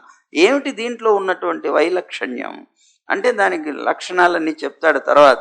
కానీ ఇప్పుడు ప్రస్తుతం మనకు కావాల్సింది ఇదం తుతే గుహ్యతమం. గుహ్యం అంటే రహస్యం, గుహ్యం అంటే రహస్యం. అయితే రహస్యంలో కూడాను మళ్ళీ 3 గ్రేడ్లు ఉన్నాయి, దీంట్లో 3 విభాగాలు ఉన్నాయి. ఏమిటవి? గుహ్యం, గుహ్యతరం, గుహ్యతమం. సూపర్లేటివ్ అంటారు కదా ఇంగ్లీష్లో, గుహ్యతమం అంటారు. అంటే ఏంటి? రహస్యం, రహస్యాల్లోకెల్లా రహస్యం, అన్ని రహస్యాల కన్నా రహస్యం. అంటే ఇంక దీనికి పైన రహస్యమైనటువంటిది ఏది లేదు, అంతటి గొప్పదైనటువంటి రహస్యం. అందుకని ఇదం తుతే గుహ్యతమం అంటే దీనికన్నా రహస్యం ఇంకొకటి లేని విషయాన్ని నీకు నేను చెప్తున్నాను ఇప్పుడు. 9వ అధ్యాయం అంత గొప్పదనమాట. ఇదం తుతే గుహ్యతమం ప్రవక్ష్యామి. అది కూడా నేనేదో పైపైన చెప్పేసేట్లేదు, ప్రవక్ష్యామి. చాలా లోతుగా దీని యొక్క విషయాన్నంతటినీ నీకు చెప్తున్నాను. ఎందుకు చెప్తున్నాను? ఇంత గొప్ప రహస్యమైనటువంటి విషయాన్ని ఎవరికైనా ఇస్తారా? ఎప్పుడు ఇస్తారు? రహస్యమైనటువంటి ఒక వస్తువుని ఇంకొకరికి ఇవ్వాలి అంటే వారి దగ్గర దానికి తగిన అర్హత ఉండాలి. అర్హత లేకుండా ఎలా ఇస్తావు? నేను దానికి అర్హుణ్ణేనా అని అర్జునుడు అడిగినప్పుడు దానికి అర్హతను చెప్తున్నాడు. అనసూయవే, నీ దగ్గర ఈ అర్హత ఉన్నది కనుక నేను ఇస్తున్నాను అన్నాడు. ఏమిటి ఆ అర్హత? అనసూయవే, అసూయ లేకపోవడమే అన్నాడు. నీకెలా తెలుసు నాకు అసూయ లేదని? అంటే నేను ఇప్పటిదాకా నా వైభవాన్నంతటినీ నేను చెప్తూ వచ్చాను. కానీ నీ మనస్సులో ఇది యథార్థం, ఇది యథార్థం, ఇది యథార్థం, ఇది ఆయనకే తగింది అనే భావనే నీ మనస్సులో వచ్చింది. కానీ ఎక్కడా కూడాను ఏదో చాలా గొప్పలు చెప్పేసుకుంటున్నాడు ఈయన గురించి ఈయన అని నీ మనస్సులో అసూయ అనేటువంటిది ప్రవేశించలేదు. నేను గమనిస్తున్నాను అది. కనుక అలాంటి అసూయ అనేటువంటి భావం నీలో రాలేదు కనుక నువ్వు దీనికి యోగ్యుడైనటువంటి వాడవి అనే ఉద్దేశంతో నేను అంటే ఈ అత్యంత రహస్యమైనటువంటి ఈ విద్యకి, ఈ వేదాంత విద్యకి ప్రధానంగా ఉండవలసినటువంటి లక్షణం ఏమిటి అంటే అసూయ లేకపోవడం. ఎవరి యందు ఉపదేశం చేసే గురువు యందు, గురువు మీద కూడా అసూయ అనేటువంటిది ఉంటుంది. వారు వృద్ధి పొందుతుంటే పొందనివ్వరు. ఎందుకు పొందనివ్వరు? ఎందుకు పొందనివ్వరు? కొంతమంది శిష్యులు, అంటే మేము చెప్తున్నది యథార్థమైన విషయాలు చెప్తున్నాం, గుర్తుపెట్టుకోండి. కొంతమంది శిష్యులు ఈ గురువుగారు మా వరకు మాత్రమే పరిమితం అనుకునేటువంటి శిష్యులు ఉంటారు. ఈ గురువుగారు మా వరకు మాత్రమే పరిమితం అవ్వాలి అంటే ఇప్పుడు యథార్థంగా ఎవరో వచ్చి స్వామి మిమ్మల్ని ఆరాధన చేసుకోవాలనుకుంటున్నాం, సంతోషం. వారిని అంత పెద్దగా నువ్వు గౌరవించక్కర్లేదు, ఇలా చేయి పర్వాలేదు, చాలు, ఇంత మాత్రం చాలు, ఇలాగే చేయి అని వాళ్ళకి, ఆ భక్తులకు కూడా సూచన చేసి మరీ పంపిస్తారు. వాళ్ళు ఎందుకు సూచన చేసి పంపిస్తారు అంటే వీరు ఒకవేళ వాళ్ళు కనుక చాలా ఇదై వారి దగ్గర అయ్యారంటే మనకి దూరం అయిపోతారు కదా. చిత్రమైనటువంటి లక్షణాలు శిష్యుల్లో కూడా ఉంటాయి, గుర్తుపెట్టుకోండి. విచిత్రమైనటువంటి లక్షణాలు అనేక మంది దగ్గర పరిశీలన చేసి చెప్తున్న విషయం ఇది, సరదాకి చెప్పట్లేదు. అందువల్ల ఈ గురువుగారు నా మీద చాలా ప్రేమతో ఉన్నారు, నన్నే ఎక్కువగా ఇది చేస్తున్నారు, పక్క వాళ్ళని ఏమన్నా చేసేస్తారేమో, వాళ్ళు దగ్గర అయిపోతే నేను దూరం అయిపోతానేమో అనేటువంటి భయం చేత వాళ్ళకి అంత ఎక్కువ ఇంపార్టెన్స్ ఇవ్వకూడదు. కనుక ఇవ్వకూడదు అంటే వాళ్ళంత గౌరవించకపోతే ఇవ్వరేమో అనేటువంటి భావంతో వాళ్ళ చేత ఆ గౌరవాలు కూడా తగ్గించేసి వాళ్ళని దూరం చేసేటువంటి ప్రయత్నం. కొంతమంది శిష్యులైతే డైరెక్ట్గా ఈ విషయాన్ని చెప్పేశారు, ఎందుకు ఇలా ప్రవర్తిస్తున్నారు అని. ఇది కారణం,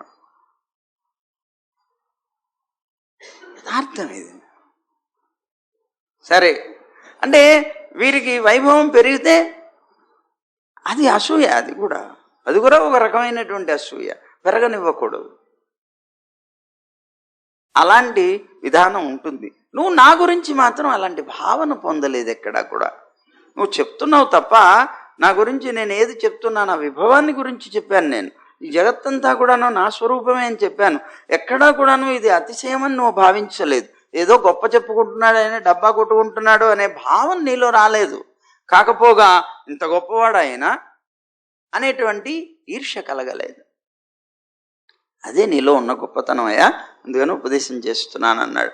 అలాగే ఇక్కడ ఈ విషయాన్ని గురించి చెప్తూ అసూయాగ్రస్తులైనటువంటి వాళ్ళు కొంతమంది ఉంటారు. కృష్ణుడు చెప్తున్నారు ఈ విషయాన్ని. వారందరూ కూడా భాగవతోత్తముల్ని ఆ అసూయ వల్ల ఆరాధించలేరు. గురువుల్ని భాగవతోత్తముల్ని భగవత్ స్వరూపంగా భావన చెయ్యలేరు. వాళ్ళు అలా చేసి వారిని ఆరాధించలేరు. వాళ్ళు ఎంతసేపు కూడా ప్రతిమాదుల మీదనే పూజ్యమైనటువంటి బుద్ధి కలిగి నాకు భగవంతుడే గొప్ప అనేటువంటి భావంలో జీవనం సాగిస్తారు. వాళ్ళు దుర్మతులు అన్నాడు, బుద్ధి లేని వాళ్ళు అన్నాడు. ఆ విప్రతత్వాన్ని వాళ్ళు తెలుసుకోలేకపోవడం వల్ల నా భక్తులు, నాకు నివాస స్థానమైనటువంటి వారు, సర్వ వర్ణాలకి గురువులైనటువంటి ఆ విప్రుల్ని అవమానపరుస్తూ ఉంటారు. లోకంలో చాలా దోషం ఇది అన్నాడు. విప్రులు నా సాక్షాత్కారం చేత ఈ చరాచర విశ్వాన్ని కానీ, దానికి కారణరూపమైనటువంటి మహత్తత్వాది భావాల్ని కానీ నా రూపాలనే ఎప్పుడూ కూడా భావిస్తూ ఉంటారు. జగత్తందరినీ కూడా నా రూపం అని భావిస్తారు. ఎందుకంటే నేను విశ్వరూపుణ్ణి కనుక ఈ జగత్తంతా నాకు శరీరం కనుక నాకు శరీరంగా ఈ జగత్తుని భావిస్తారు. ఎక్కడా కూడా వారిలో సమబుద్ధే కానీ విషమ బుద్ధి ఉండదు. అట్లా చెప్పుకుంటూ వస్తూ అంటున్నారు కదా. అందువల్ల నువ్వు నన్ను శ్రద్ధతో ఎలాగైతే పూజించావో, నా మీద ఎలాంటి భావనతోటి ఎలాంటి శ్రద్ధతో అయితే నువ్వు పూజించావో, ఈ బ్రహ్మర్షులైనటువంటి వీరిని కూడా అంతే శ్రద్ధతో నువ్వు అర్చించవయ్యా. అట్లా గనక అయినట్లయితే సాక్షాత్తుగా నన్ను ఆరాధన చేసినట్లే అన్నాడు. లేకపోతే అధిక వైభవం చేత, అంటే చాలా ఖర్చు పెట్టి అద్భుతంగా భగవంతుడి కోసం అని ఏదో ఒక ఉత్సవం చేసినా కూడా అలాంటి నా పూజ కూడా నీకు సిద్ధించదు. ఎంతో అద్భుతంగా నువ్వు భగవంతుడి యొక్క ఏమంటారు ఉత్సవాన్ని వైభవోపేతంగా చేసి పెద్దలైనటువంటి వారిని లేకపోతే భాగవతోత్తముల్ని నువ్వు తిరస్కరించావు అంటే నీకేమైపోతుంది? అదంతా వృధానే అయిపోతుంది. యథార్థంగా నా మీద భక్తి కాదది. నా మీద ఎంత భక్తి ఉన్నట్లుగా నువ్వు చూపించాలని ప్రయత్నం చేసినా అది వృధా అయిపోతుంది. కనుక నేను చేసే సూచన అది నీకు. నువ్వు అడిగావు కదా నేనేం చేయాలి అని, ఇది చెయ్యి అన్నాడు. అది చాలా ముఖ్యమైంది అన్నాడు. సరే, అప్పుడు సుఖమహర్షి అంటున్నారు కదా పరీక్షణ్ మహారాజుతోటి, కృష్ణుడి యొక్క ఈ ఆదేశాన్ని అనుసరించి శృతదేవుడు అలాగే బహుళాశ్వుడు ఇద్దరూ కూడా ఏకాంత భక్తితో కృష్ణ సహితులుగా ఉన్నటువంటి మునులందరినీ కూడాను చాలా గొప్పగా ఆదరించారట, అర్చించారట, సద్గతిని పొందారు.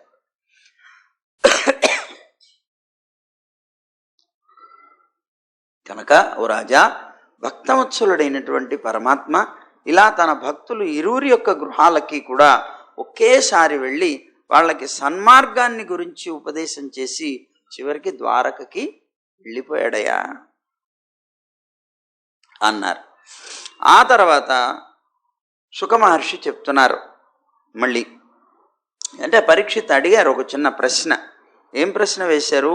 మునివరా, బ్రహ్మ వస్తువు ఏదైతే ఉన్నదో అంటే పరమాత్మ, ఈ కార్యకారణాత్మకమైనటువంటి జగత్ ఏదైతే ఉన్నదో ఆ జగత్తు కంటే 3 గుణాల కంటే అతీతమైనటువంటి వాడు అని నువ్వు చెప్తున్నప్పుడు విన్నాను కదా.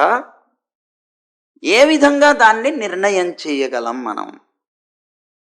ఆ బ్రహ్మ వస్తువు ఈ కార్యకారణ ఆత్మకమైనటువంటి జగత్తు కన్నా, ఈ త్రిగుణాల కన్నా కూడా అతీతమైనటువంటిది అనేటువంటి విషయాన్ని ఎలా మనం చెప్పగలం, దాన్ని ఎలాగా నిర్ణయించగలం అని అడిగారు. అంటే అందువల్ల ఈ 3 గుణాలకి సంబంధించినటువంటి విషయాల్ని ప్రస్తావించేటువంటి వేదాలు ఏవైతే ఉన్నాయో అభిధావృత్తి ద్వారా దాని యొక్క స్వరూపాన్ని ఎలా ప్రతిపాదింపగలుగుతాయి ఈ విషయాన్ని, అంటే వేదాలు ఏ విధంగా పరమాత్మ యొక్క స్థితిని వీటన్నిటికన్నా అతీతుడని నిరూపణ చేయగలవు అని ఒక ప్రశ్న వేశాడు. దానికి సమాధానం సుఖమహర్షి చెప్తున్నారు. జగదీశ్వరుడైనటువంటి వాడు పరమాత్మ ఈ జీవుల యొక్క రూప రస విషయ గ్రహణం ఏదైతే ఉన్నదో, రూపం కానీ అంటే చూడటం లేదా దాని యొక్క రసం తెలుసుకోవడం, వినడం, ఇలాంటివి ఏవైతే ఉన్నాయో వాటి కోసమని ఉత్కృష్టమైనటువంటి జన్మని పొందడానికి ఉపయోగపడేటువంటి కర్మాచరణ కొరకు, పారలౌకికమైనటువంటి సుఖభోగాల కొరకు, ముక్తిని పొందడం కోసమని బుద్ధిని, ఇంద్రియాలు, మనస్సు, ప్రాణాలు అనేటువంటి వాటితో కూడినటువంటి ఒక శరీరాన్ని ఇచ్చాడు. అదే మన పెద్దలందరూ కూడా అంటారు, మనకి పూర్వ గ్రంథాల్లో మన పూర్వాచార్యులు అనుగ్రహించినటువంటి సంప్రదాయ గ్రంథాల్లో కూడా చెప్తారు. ఏమని చెప్తారు అని అంటే, కరణ కళేబరాన్ ఘటయితుం దయమానమన. ఈ ఆత్మ, ఈ జీవుడు స్వయంగా తాను ఏ విధమైనటువంటి అనుభవం చేయలేడు. తాను ఏది అనుభవించాలన్నా కూడా, సుఖం కానీ దుఃఖం కానీ ఏది అనుభవించాలన్నా ఇంద్రియాలు ఉండాలి. ఇంద్రియాలు కనుక లేకపోతే అతనికి ఏ అనుభవం లేక అలా గాల్లో తిరుగుతూ ఉంటాడంతే, సంచరిస్తూ ఉంటాడు. అలా సంచరించేటువంటి ఈ జీవకోటికి అనుభవాన్ని కలిగించి తద్వారా అతను కర్మలు చేసి, ఇప్పుడు చెప్పారు చూడండి, ఒక్కొక్కటి రూపము, రసము మొదలైనటువంటివి. అవన్నీ కూడాను అంటే వీటన్నిటిని తన్మాత్రలు అంటారు. ఈ తన్మాత్ర రూపమైనటువంటి వాటన్నిటినీ కూడా తాను పొందడం కోసం, అవి పొందాలి అంటే తప్పనిసరిగా ఇంద్రియాలు ఉంటే తప్ప సాధ్యం కాదు. కనుక అందుకోసమని ఇంద్రియాలు ఇచ్చాడు. అలా కాకుండా ఈ ఇంద్రియాలతో మనం కర్మ చేయడానికి కావలసిన కర్మేంద్రియాలు ఇచ్చాడు. జ్ఞానేంద్రియాలేమో ఆ జ్ఞానం తెలుసుకోవడానికి, కర్మేంద్రియాలేమో కర్మ చేయడానికి. అంటే జ్ఞానేంద్రియాలతో ఉపయోగపడుతూ ఈ కర్మేంద్రియాలు వాటికి సహకరిస్తూ కర్మం చేసుకుంటూ వెళతాయి. మనస్సు ఏదైతే ఆలోచిస్తుందో దాని ప్రకారంగా ఈ ఇంద్రియాలు పనిచేస్తూ ఉంటాయి కదా. అలాగే ఈ రెండు కూడాను ఒకటికొకటి సహకరించుకుంటూ ముందుకు వెళ్ళేటువంటి ఒక విధానాన్ని పెట్టి మనకి ఇంద్రియాలని ప్రసాదించాడు. అయితే ఈ ఇంద్రియాల వల్ల ఉత్కృష్టమైనటువంటి జన్మ పొందాలి అనేటువంటి ఉద్దేశం పరమాత్మకి. ఒకదానికన్నా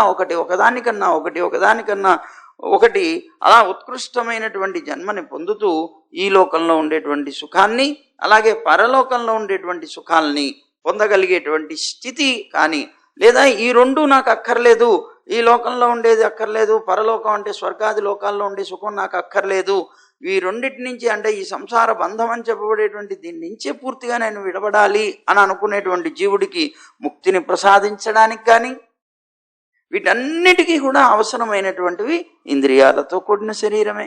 ఈ శరీరమే లేకపోతే కర్మే చేయలేడు, కర్మే చేయలేకపోతే విముక్తిని పొందలేడు. కనుక దయ కలిగినటువంటి పరమాత్మ మొట్టమొదట ఈ జీవులకి ఈ అద్భుతమైనటువంటి ఇంద్రియాలని ప్రసాదించాడు. దీంతో పాటు ఆలోచించడానికి మనస్సునిచ్చాడు. అలాగే ఇవి నిలబడటం కోసం ప్రాణాలు ఇచ్చాడు. ఇవన్నీ కూడా ఉపాధులుగా పరమాత్మ సృష్టించాడయ్యా. అయితే ఈ బ్రహ్మపరమైనటువంటి బ్రహ్మాత్మకమైనటువంటి విషయాన్ని లోకానికి అనుగ్రహించేటువంటి దానికి ఉపనిషత్ అంటారు.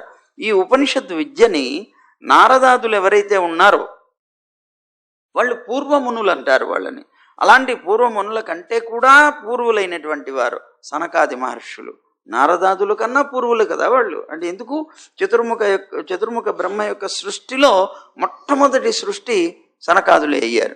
ఆ సనకాది బ్రహ్మర్షులు ఎవరైతే ఉన్నారో వాళ్ళందరూ కూడా ఈ పరమాత్మని ఈ విధంగా సృష్టించి లోకానికి అనుగ్రహించినటువంటి ఆ పరమాత్మని వారి యొక్క హృదయాల్లో నిలుపుకొని ఉన్నారు వాళ్ళు. అందుకే వాళ్ళు ఎప్పుడూ కూడా సనాతనమైనటువంటి ఋషులుగా, లోకాల్లో ఉండేటువంటి జీవకోటికి జ్ఞానాన్ని ప్రసాదించగలిగేటువంటి మహానుభావులైనటువంటి ఆది గురువులుగా చెప్పబడుతూ ఉంటారు. సరే, నేనిప్పుడు ఆ సనాతనమైనటువంటి ఆ విద్యని వెల్లడి చేస్తాను. ఆ మహానుభావులైనటువంటి సనకాది ఋషులు అనుగ్రహించినటువంటి విద్య ఒకటి ఉన్నది, ఆ జ్ఞానం చేత. ఆ విద్యని నేను ఇప్పుడు నీకు చెప్తాను అని అంటున్నారు. ఎందుకు? నువ్వు అడిగావు కదా ఒక ప్రశ్న. ఆ భగవంతుడు ఎలా వీటన్నిటికన్నా అతీతుడు అనేటువంటి విషయం, దానికి నేను చెప్తున్నాను విను. శ్రద్ధతో శ్రవణం చెయ్యి. శ్రద్ధతో గనక శ్రవణం చేసినా లేదా దాన్ని కీర్తనం చేసినా ఈ విద్యని నిలుపుకునేటువంటి వాడు, అలా చేసి ఈ విద్యను ఎవరైతే నిలుపుకుంటాడో వాళ్ళు తప్పనిసరిగా సంసార సంబంధం అనేటువంటి దాని నుంచి విముక్తుడవుతాడు అని అన్నాడు. పరమానందాన్ని పొందుతాడు అని అన్నాడు. ఈ విషయం నీకు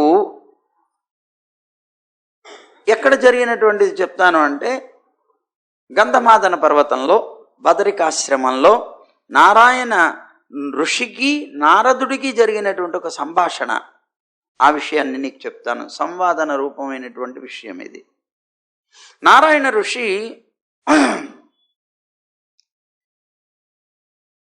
నారదుడు అడిగినటువంటి ఒక ప్రశ్నకి సమాధానంగా చెప్పాడు. భగవద్భక్తుడు అతను, దేవర్షి. ఆ నారదుడు మూడు లోకాల్లో కూడాను తిరుగుతూ ఉంటాడు. అలా తిరుగుతుండేటువంటి ఒక నారద మహర్షి ఒకరోజు ఆ సనాతనమైనటువంటి ఋషి అయినటువంటి నారాయణ ఋషిని దర్శించడం కోసమని ఆయన యొక్క ఆశ్రమానికి వెళ్ళాడు. అయితే ఆ నారాయణ ఋషి ఆ కర్మక్షేత్ర భాగమైనటువంటి భారతవర్షంలో మానవుల యొక్క ఐహికమైన పారలౌకికమైనటువంటి సుఖాల్ని మానవులకి కలిగించడం కోసమని కల్ప ఆరంభం నుంచి కూడా వర్ణాశ్రమ ధర్మం, బ్రహ్మ జ్ఞానం, అలాగే భగవన్నిష్ట కలిగినటువంటి తపస్సుని అవలంబిస్తూ ఉన్నాడు. అంటే వీటన్నిటినీ రక్షించడం కోసం తాను తపస్సు చేస్తున్నాడు. తపస్సు అంటే అర్థం ఏంటి? చాలామందికి అర్థం కాదు. కృష్ణుడు, నారాయణుడు, నరుడు ఇద్దరు తపస్సు చేశారు. వాళ్ళు సాక్షాత్తు జగత్తులో అందరికన్నా గొప్పవారైనప్పుడు వారు ఇంకొకరి గురించి తపస్సు చేయటం ఏమిటి? అసలు తపస్సు అంటే అర్థం ఏమిటి? ముందు అది తెలుసుకోవాలి మనం. తప ఆలోచనే అనేటువంటిది ఒక ధాతువు. తప ఆలోచనే అంటే ఇక్కడ తపస్సు అంటే అర్థం ఏమిటి? ఆలోచన, తీవ్రమైనటువంటి ఆలోచన. ఇప్పుడు మనం ఉన్నాం, తపస్సు చేస్తున్నాం.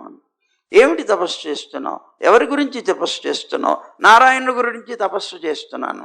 నారాయణుడి గురించి నేను తపస్సు చేస్తున్నాను అని అంటే అర్థం ఏంటి? ఇక్కడ నారాయణుడి గురించి తీవ్రమైనటువంటి ఆలోచన చేస్తున్నాను. ఆ తీవ్రమైనటువంటి ఆలోచన అంటే అర్థం ఏంటి? ఎక్కడ విడుపు లేకుండా అని అర్థం. దాన్నే మనం ధ్యానం అంటున్నాం. ధ్యానం అంటే ఏమిటి? అలా ఒకదాన్ని. ఇప్పుడు తపస్య అనుపాలనాత్ అంటుంది సీతమ్మ. నేను తపస్సులో ఉన్నానయ్యా అంటుంది. లంకలో ఉంది. అమ్మా, నీకు ఇంత పెద్ద భూమి ఉంటే ఎక్కడ దొరక్క లంకలోనే తపస్సు చేస్తున్నావా? అంటే చేయవలసింది లంకలోనే కదా తపస్సు. లంక లేకపోతే తపస్సు చేయలేం కదా. లంక అంటే శరీరం. సరే, సీతమ్మ కూర్చుంది, అక్కడ తపస్సు చేస్తోంది. తపస్సు అంటే అర్థం ఏంటి? అక్కడ ఏం చేస్తుంది ఆవిడ? రాముడి గురించినటువంటి తీవ్రమైనటువంటి ఆలోచన చేస్తుంది. ఆ ఆలోచనకి భంగం కలిగించేటువంటి ఇతరమైనటువంటి ఏ ఆలోచన కూడా తన మనస్సులో ప్రవేశించబోయినా దానిని నిషేధిస్తోంది. ఒక తలుపులు తెరిచి ఉన్నటువంటి ఇంటిలోకి కుక్క కనుక ప్రవేశిస్తున్నప్పుడు ఛయ్ ఛయ్ ఛయ్ అని అందరూ కూడాను వెళ్ళి దాన్ని గెంటి వేయడానికి ఎలాగైతే ప్రయత్నం చేస్తారో, అలాగే హృదయంలో పరమాత్మని నిలుపుకొని ఆయన గురించి నిరంతరం ఆలోచన చేస్తున్నప్పుడు ఇతర ఆలోచనలు ప్రవేశిస్తూ ఉంటే వాటిని గెంటి వేసి తలుపులు వేసేసి లోపల దాన్ని రక్షించుకున్నట్లుగా ఆ పరమాత్మ యొక్క ఆలోచనల్ని ఇతర ఆలోచనల నుంచి రక్షించుకునే ప్రయత్నం చేస్తూ ఉంటారు. ఇది తపస్సు అంటే. తపస్సు అంటే అది. నువ్వు ఒక చోట కూర్చొని కాళ్ళు చేతులు ముడుచుకొని కూర్చుని చేసేదే తపస్సు కాదు.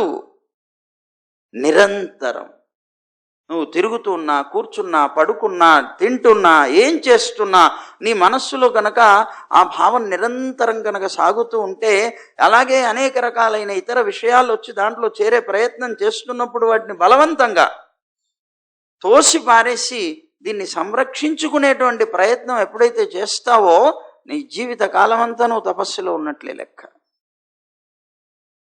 ఇది చాలా ప్రధానమైనది.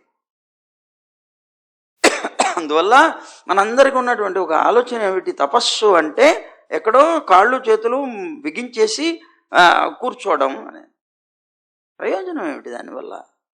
నువ్వు ఇల్లు వదిలేసావు, వనాలకు వెళ్ళిపోయావు, ఎక్కడో కూర్చున్నావు, కూర్చొని కాళ్ళని చేతుల్ని బిగించావు, ముక్కు కూడా మూసుకున్నావు ప్రాణాయామం చేస్తూ, కానీ నీ మనస్సుని నువ్వు ఆపలేవు.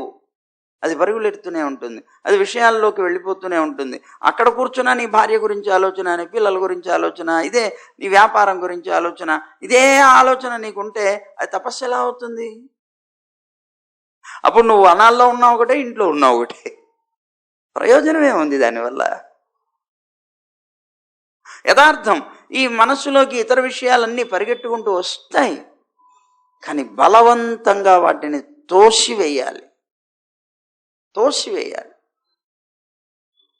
వాటికి ఎటువంటి పరిస్థితుల్లో అవకాశం ఇవ్వకూడదు. నీ మనసులో ప్రవేశించే అవకాశాన్ని ఇవ్వకూడదు, బలవంతంగా తోసేయాలి. కానీ మనకి కొన్ని ఇష్టమైన విషయాలు ఉంటాయి, కొన్ని కష్టమైన విషయాలు ఉంటాయి.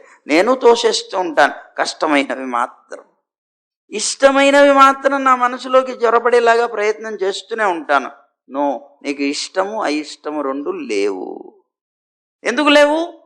నీకు ఇష్టమైంది ఒకటే ఇక్కడ పదార్థం, పరమాత్మ. పరమాత్మ కన్నా వేరైనటువంటివి ఏవైనా సరే అయిష్టం కావాలి. పరమాత్మ ఒక్కడే ఇష్టమైన వస్తువు కావాలి. మరి ఈయన ఇష్టమైన వస్తువు అవుతూ అది ఇష్టమైన వస్తువు అయినప్పుడు ఇంకా ఈ రెండిట్లో ఇష్టమైన వస్తువు ఏది? అప్పుడు నువ్వు పరమాత్మ దగ్గరికి వెళ్ళి నువ్వంటే నాకు చాలా ప్రీతయ్యా, నిన్ను పొందాలని ఉందని నువ్వు ఎలా అనగలుగుతావు? అనలేవు కదా. అప్పుడు నీకు ఇష్టమైన వస్తువు ఒక పరమాత్మే తప్ప ఇతరమైంది ఏది కూడా ఉండకూడదు. కానీ మనకు అలాంటివి కూడా వస్తూ ఉంటాయి. దాన్నే మమకారం అంటారు. మమకారం అంటే ఇష్టం. మమకారం ఎప్పుడైతే వస్తుందో దానివల్ల ఇష్టత వస్తుంది. నాకు అందుకనే ఈయనంటే ఇష్టం, ఆయనంటే ఇష్టం లేదు, ఈయనంటే ఇష్టం, ఇట్లాంటి భావాలన్నీ మనలోకి రావడానికి కారణం మమకారం అనే శూలలు దిగబడ్డాయి నీలో, నీ హృదయంలో గుచ్చుకున్నాయి, అవి చిల్లు పడింది. ఇలాంటి చిల్లులు నీ యొక్క మనస్సును కనుక ఒక్కసారి బయటికి తీసి చూస్తే ఎన్ని చిల్లులు ఉంటాయో ఇందులో తెలియదు. మనుషుల మీద, వస్తువుల మీద, అనేక రకాలైనటువంటి జీవుల మీద నీకు ఉండేటువంటి మమకారపు చిల్లులు ఎన్నెన్నో ఉంటాయి. ఏమయ్యా ఇన్ని చిల్లులు పెడుతున్నావు, భగవంతుడి కోసం ఒక్క చిల్లైనా ఉందా? ఒక్క మమకారపు శీలైనా ఒకటి గుచ్చావా అని హృదయంలో? ప్లేస్ లేదండి అంటాడు వాడు, స్థలం లేదండి నా మనస్సులో. ఇప్పటికే వీళ్ళందరితో నిండిపోయింది, ఆ భగవంతుడి కోసం ఎక్కడ స్థానమే దొరకట్లేదు వాడు. చీ చీ చీ, అది ఉండకూడదు. ఇంకా అప్పుడు నీకు భగవంతుడి మీద ప్రీతే ఉన్నట్లు లెక్క. కనుక నీ యొక్క హృదయంలో స్థానం అంటే ఆయనకి మాత్రమే. ప్రేమ అంటే ఆయన మీద మాత్రమే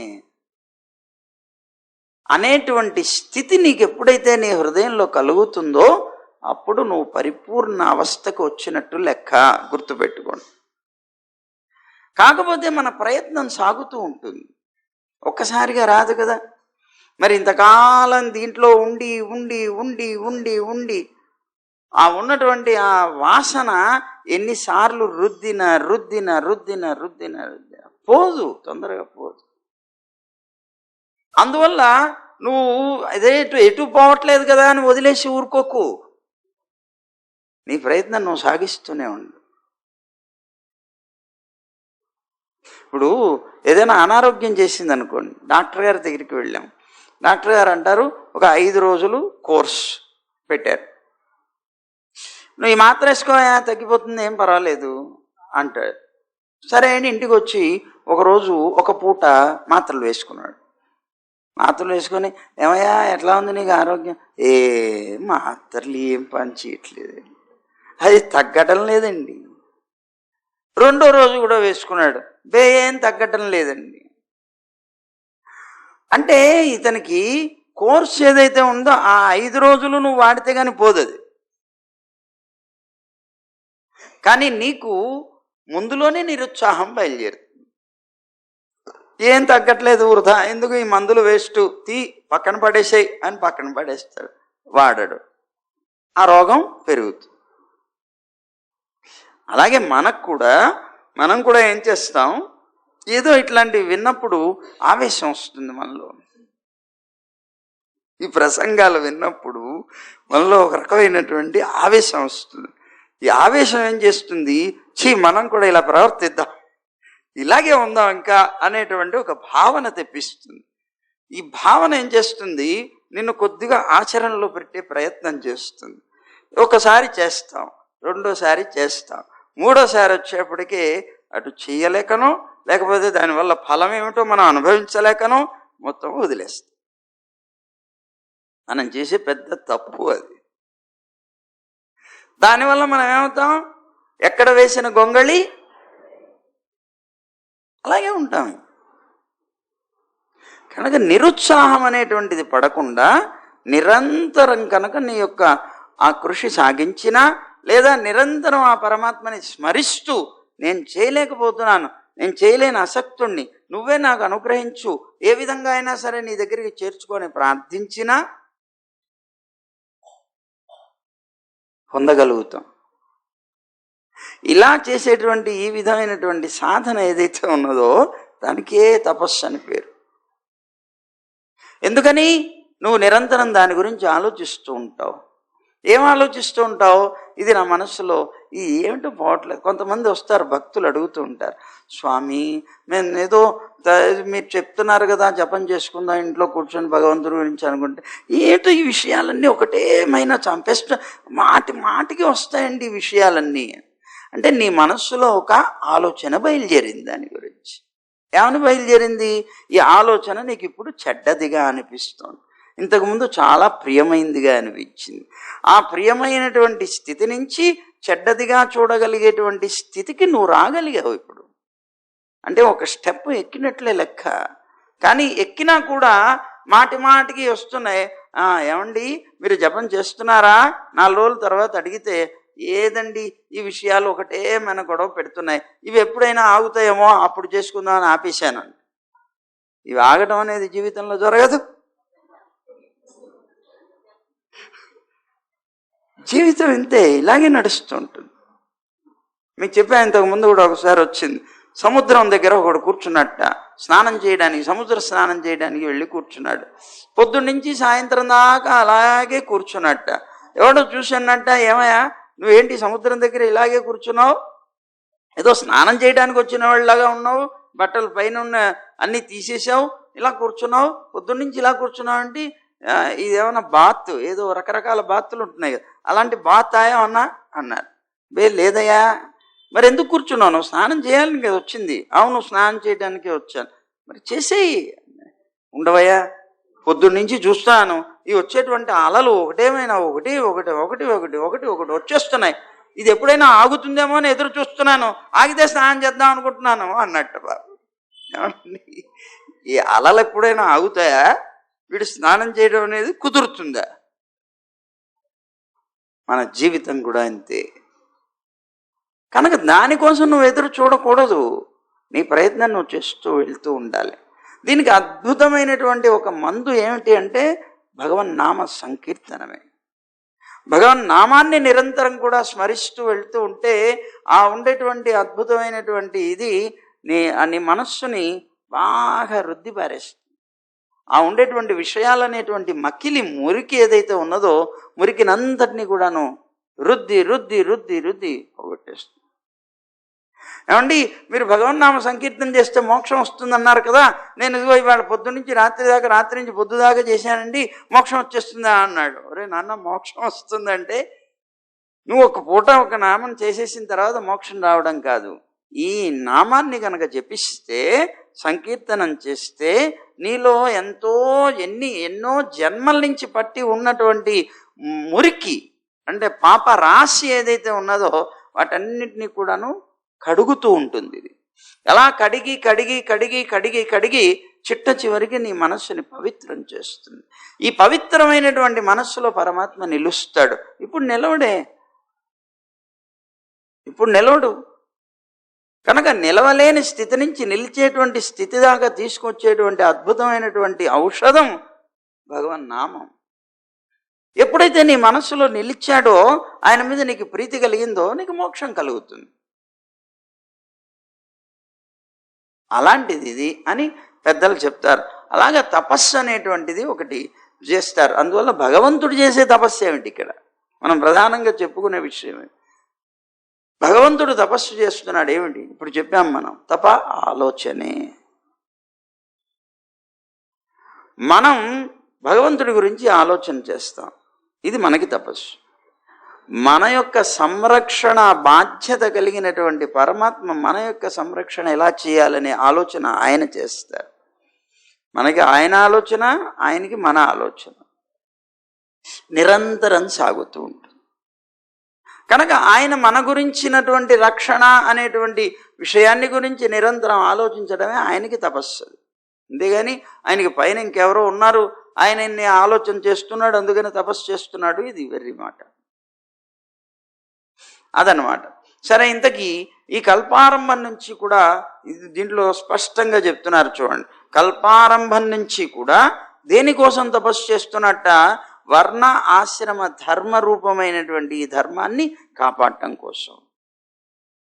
వర్ణ ఆశ్రమ ధర్మాలు ఎలా ఎలా అయితే ఉన్నాయి, దీంట్లో ఏమిటి, ఏ విధంగా ఈ జనులందరూ కూడాను అంది వాళ్ళందరూ సుఖంగా జీవిస్తారు అనేటువంటిది ఒకటి. అలాగే బ్రహ్మ జ్ఞానం వీళ్ళందరికీ ఎలా అందుతుంది, ఏ విధంగా వీళ్ళందరూ తరించడానికి ఉపాయాన్ని పొంది వీళ్ళందరూ తరిస్తారు అనేటువంటి విషయాల గురించి నిరంతరం కూడా ఆలోచిస్తూ పరమాత్మ తపస్సు చేస్తూ ఉన్నారట. అది తపస్సు అంటే.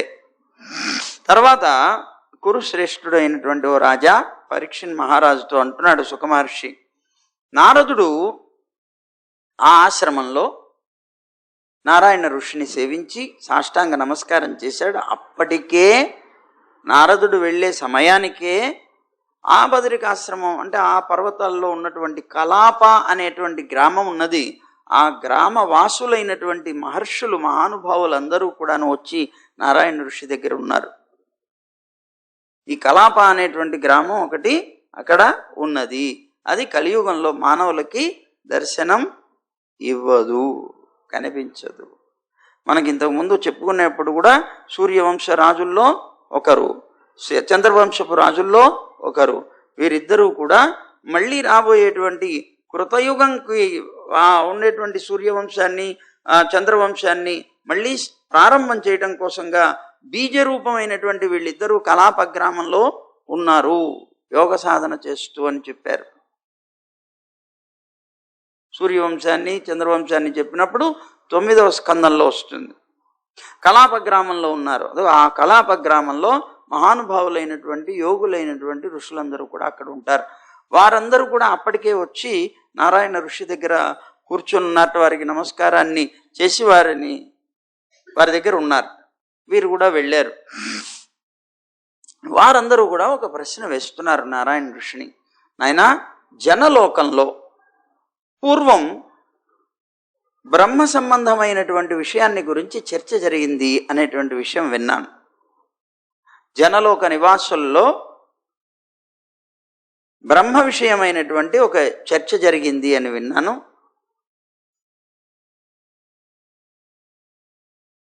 ఆ చర్చ ఏమిటి, ఆ బ్రహ్మ సంబంధమైనటువంటి ఆ విషయం ఏమిటి, దాని గురించి మేము తెలుసుకోవాలనుకుంటున్నాం, దాన్ని అనుగ్రహించండి అని ప్రార్థించాడు.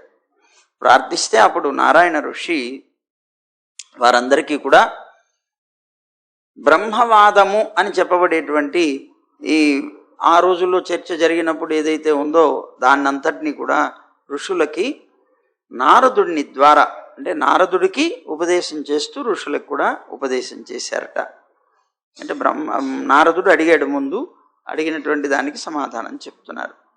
ఏమని చెప్తున్నారట, ఓ బ్రహ్మసుతుడు అయినటువంటి నారద, పూర్వకాలంలో జనలోకంలో ఆ లోకవాసులైనటువంటి వాళ్ళు ఊర్ధ్వరేతస్కులైనటువంటి వాళ్ళు ఆ లోకాన్ని పొందుతారట.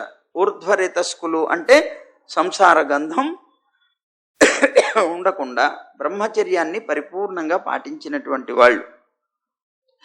ఊర్ధ్వరేతస్కులైనటువంటి వారు బ్రహ్మ మానస పుత్రులైనటువంటి వారు అయినటువంటి మునుల మధ్య ఒక బ్రహ్మసత్రం అనేటువంటి అంటే బ్రహ్మసత్రం అంటే బ్రహ్మ విషయమైనటువంటి ఒక చర్చ జరిగింది అని అన్నారు. ప్రళయంలో శృతులన్నీ కూడా, శృతులంటే వేదాలు ఎవరి ఎందైతే ఉన్నాయో అలాంటి శ్వేతద్వీపాధిపతి అని, పరమాత్మకి శ్వేతద్వీపాధిపతి అని కూడా ఒక పేరు ఉంది. ఆ శ్వేతద్వీపాధిపతి, శ్వేతద్వీపం అని ఒకటి ఉంది, దానికి అధిపతి కనుక శ్వేతద్వీపాధిపతి. ఆ మూర్తి ఎవరట, అనిరుద్ధుడు అని అంటారు. చతుర్వ్యూహాలు ఉన్నాయి, వ్యూహాల్లో అనిరుద్ధుడు. ఆ అనిరుద్ధ మూర్తి అయినటువంటి నన్ను దర్శించడం కోసమని వాళ్ళందరూ కూడాను శ్వేతద్వీపానికి వచ్చారు.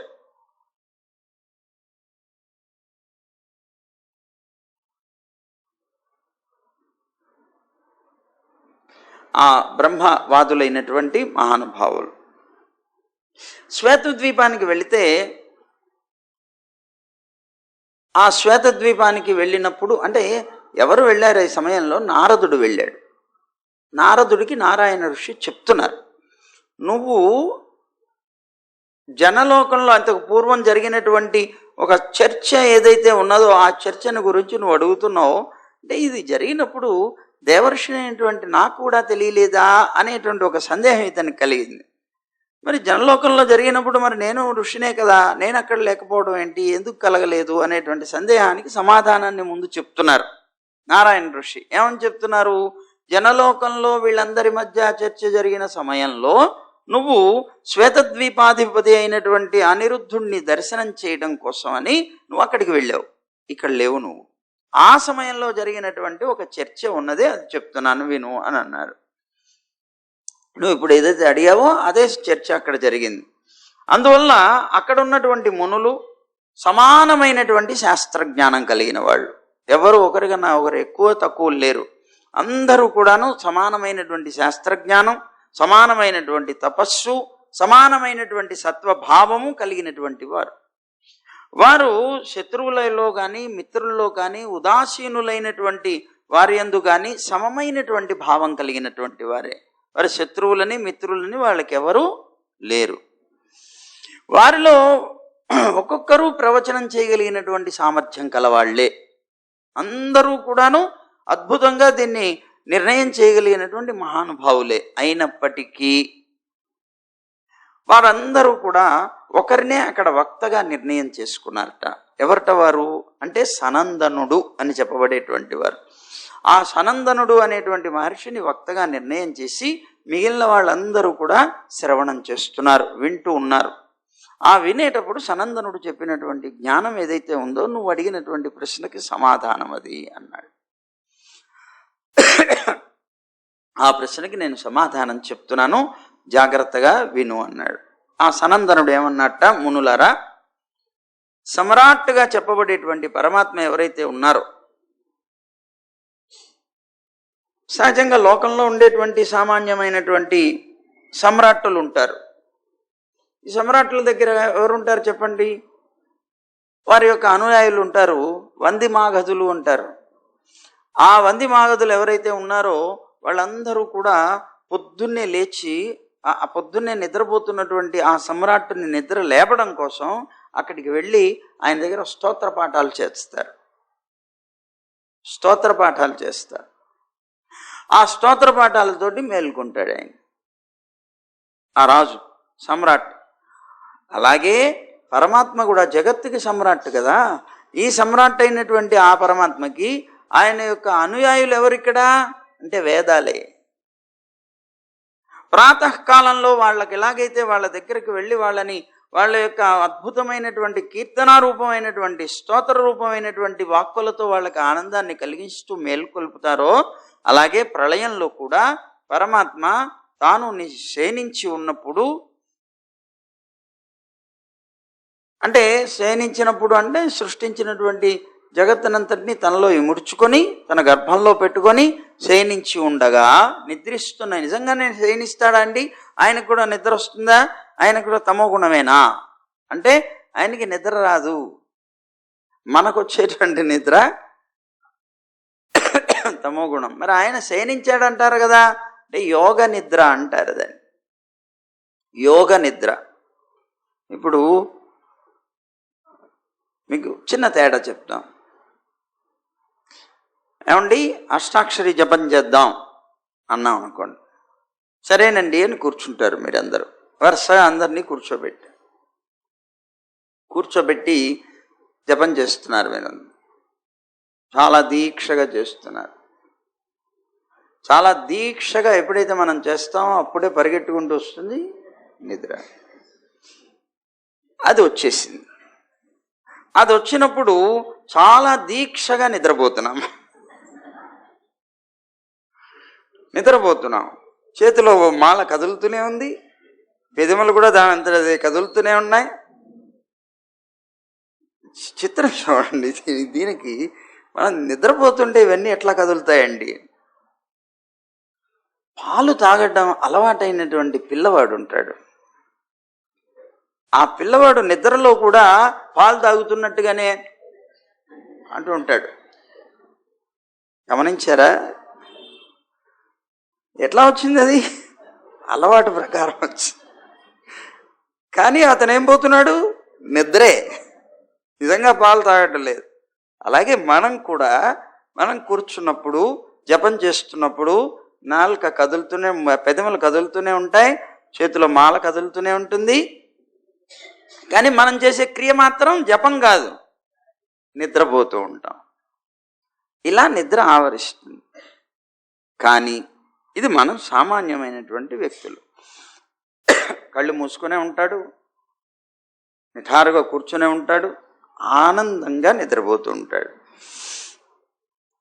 ఏం చేస్తున్నావో అని ఏమనుకోండి, జపం చేస్తుంది. అప్పుడే నిద్ర లేస్తాడు వాడు, జపం చేస్తున్నాడు. కానీ ఒకటే గుర్తుంచుకోడు, ఇదే ఒక యోగి, మహానుభావుడైనటువంటి ఋషి సమాధి స్థితికి వెళ్తాడు. సమాధి స్థితిలో ఉన్నటువంటి ఒక యోగి తాను కూడా ఒంటి మీద స్పృహ కూడా లేకుండా ఉంటాడు. ఒంటి మీద స్పృహ కూడా ఉండదు. అలా ఒంటి మీద స్పృహ కూడా లేకుండా తపస్సు చేస్తుంటాడు. అతను నిద్రపోతున్నట్లుగానే కనిపిస్తాడు. ఇతను జపం చేస్తున్నట్లుగా కనిపిస్తూ నిద్రపోతాడు, సామాన్యమైన వాడు. వీడికి తమో గుణం అనేటువంటిది ఒకటి ఉంది కనుక ఆ యోగి వాటన్నిటిని జయించాడు. జయించడం వల్ల అతనికి తమోగుణ ప్రభావం కాదు, అతనికి సత్వగుణ ప్రభావం. దానితో యోగం చేస్తూ నిద్రపోతున్నట్లుగా కనిపిస్తాడు. అది అన్నమాట భగవంతుడు నిద్రపోయేటువంటి నిద్ర. యోగ నిద్ర అంటారు దాన్ని. అది నిద్ర కాదు. ఎలాగైతే బాగా నిద్రపోతున్న వాడికి ఒళ్ళు తెలియదు, వారికి ఒళ్ళు తెలియదు. ఇది తమోగుణం వల్ల వచ్చింది, అది పరిపూర్ణ సత్వగుణం వల్ల వచ్చినటువంటి. అందులో నిద్ర లేదు, నిరంతరం పరమాత్మ యొక్క స్మరణం జరుగుతోంది మనస్సులో. అంటే పూర్తిగా ఇంద్రియాలన్నీ కూడాను దాని మీదనే వినియోగింపబడ్డాయి. ఎప్పుడైతే పూర్తిగా మనస్సు, ఇంద్రియాలు అన్నీ కూడాను దానికే వినియోగింపబడినప్పుడు, అంటే అంతర్ముఖాలు అయిపోతేనే కదా నిద్ర వస్తుంది. అలా అంతర్ముఖాలు అయిపోయి భగవంతుడి మీద అవి ప్రయోగింపబడుతున్నాయి. వీడికేమో అలా కాకుండా తమోగుణం మీద ప్రయోగింపబడ్డాయి, అందుకు నిద్ర వచ్చింది. ఆయనేమో నిద్రపోతున్నట్లు కనిపిస్తాడు, కానీ భగవంతుడి మీదనే మనస్సు ఉంటుంది. దాన్ని యోగ నిద్ర అంటారు. అలాంటి యోగ నిద్ర పరమాత్మ చేస్తున్నాడు. దేనికి? జగత్తు యొక్క పరిపాలన కోసం, సంరక్షణ కోసం. అది నారాయణుడు శయనించి ఉన్నటువంటి స్థితి. సరే, మొత్తం మీద ప్రాతకాలం సమీపించగానే ఎలాగైతే ఈ వందిమాగదులు వచ్చి ఆయన్ని నిద్రలేపుతారో, సృష్టికాలం దగ్గరికి సమీపించగానే అప్పుడు ఈ వేదాలనేటువంటి శృతులు ఏవైతే ఉన్నాయో అవన్నీ కూడాను వచ్చి అద్భుతమైనటువంటి స్తోత్రం చేసేట పరమాత్మ. ఆ అద్భుతమైనటువంటి స్తోత్రాలు, ఆయన్ని గురించినటువంటి స్తుతించేటువంటి స్తోత్రాలతోటి భగవంతుడు కళ్ళు తెరిచారట, సృష్టి ప్రారంభించాలని సంకల్పిస్తారు. ఇది సనందనుడు అనేటువంటి మహర్షి వీళ్ళందరికీ కూడా చెప్తున్నారు. ఎలాగైతే అక్కడ సమ్రాట్ విషయంలో జరుగుతూ ఉంటుందో, ఈయన జగత్తుకి సమ్రాట్ అయినటువంటి పరమాత్మ కూడా ప్రళయకాలంలో శయనించినప్పుడు, ఆ యోగ నిద్రలో ఉన్నప్పుడు, సమయం వచ్చినప్పుడు, అంటే మళ్ళీ సృష్టి కాలం ఎప్పుడైతే సమీపిస్తుందో ఆ సమయంలో శృతులన్నీ కూడాను వచ్చి, శృతులు ఆయన యొక్క అద్భుతమైనటువంటి కీర్తిని గానం చేస్తూ ఉంటే ఆయన కళ్ళు తెరుస్తారు, ఆయన మళ్ళీ నిద్రలేస్తారు. అయితే ఆయన్ని స్తోత్రం చేసినటువంటి ఆ వేదాలు ఏం స్తోత్రం చేశాయి అనేటువంటి దాన్ని తెలుసుకుంటే ఆయన వైభవం ఏంటో తెలుస్తుంది. కనుక ఆ శృతులు ఏమన్నాయి, ఆ శృతి గీతలు అంటారు వీటిని. ఆ శృతి గీతలు అని చెప్పబడేటువంటి ఆ శృతులు ఏమన్నాయో అవన్నీ కూడా చెప్తాను అని అన్నారు. అది మనం సాయంత్రం చెప్పుకుంటాం. సర్వం శ్రీకృష్ణార్పణమస్తు.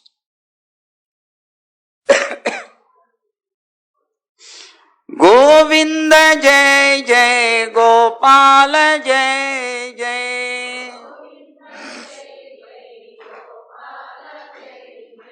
రాధారమణ హరి గోవింద జయ జయ.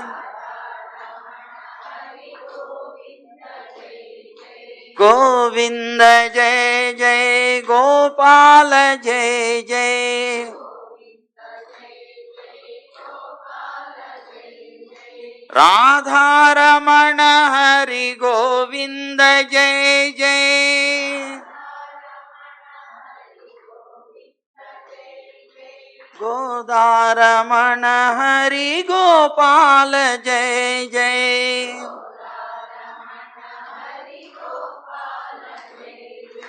గోవింద గోవింద గోవింద జయ జయ.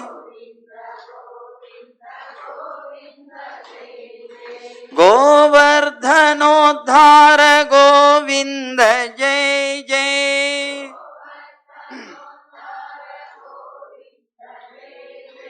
గోపీ మనోహర ముకుంద జయ జయ.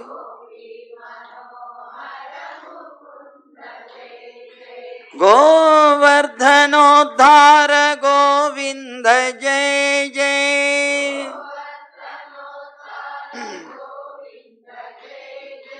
గోపీ మనోహర ముకుంద జయ జయ.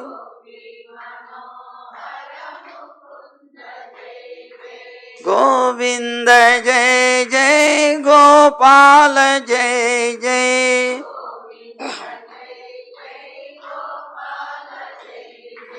గోవింద జయ జయ గోపాల జయ జయ.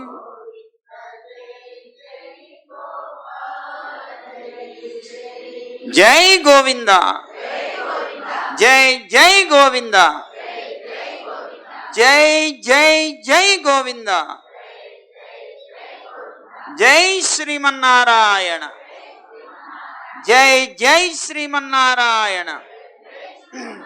జై జై జై శ్రీమన్నారాయణ. సర్వం శ్రీకృష్ణార్పణమస్తు.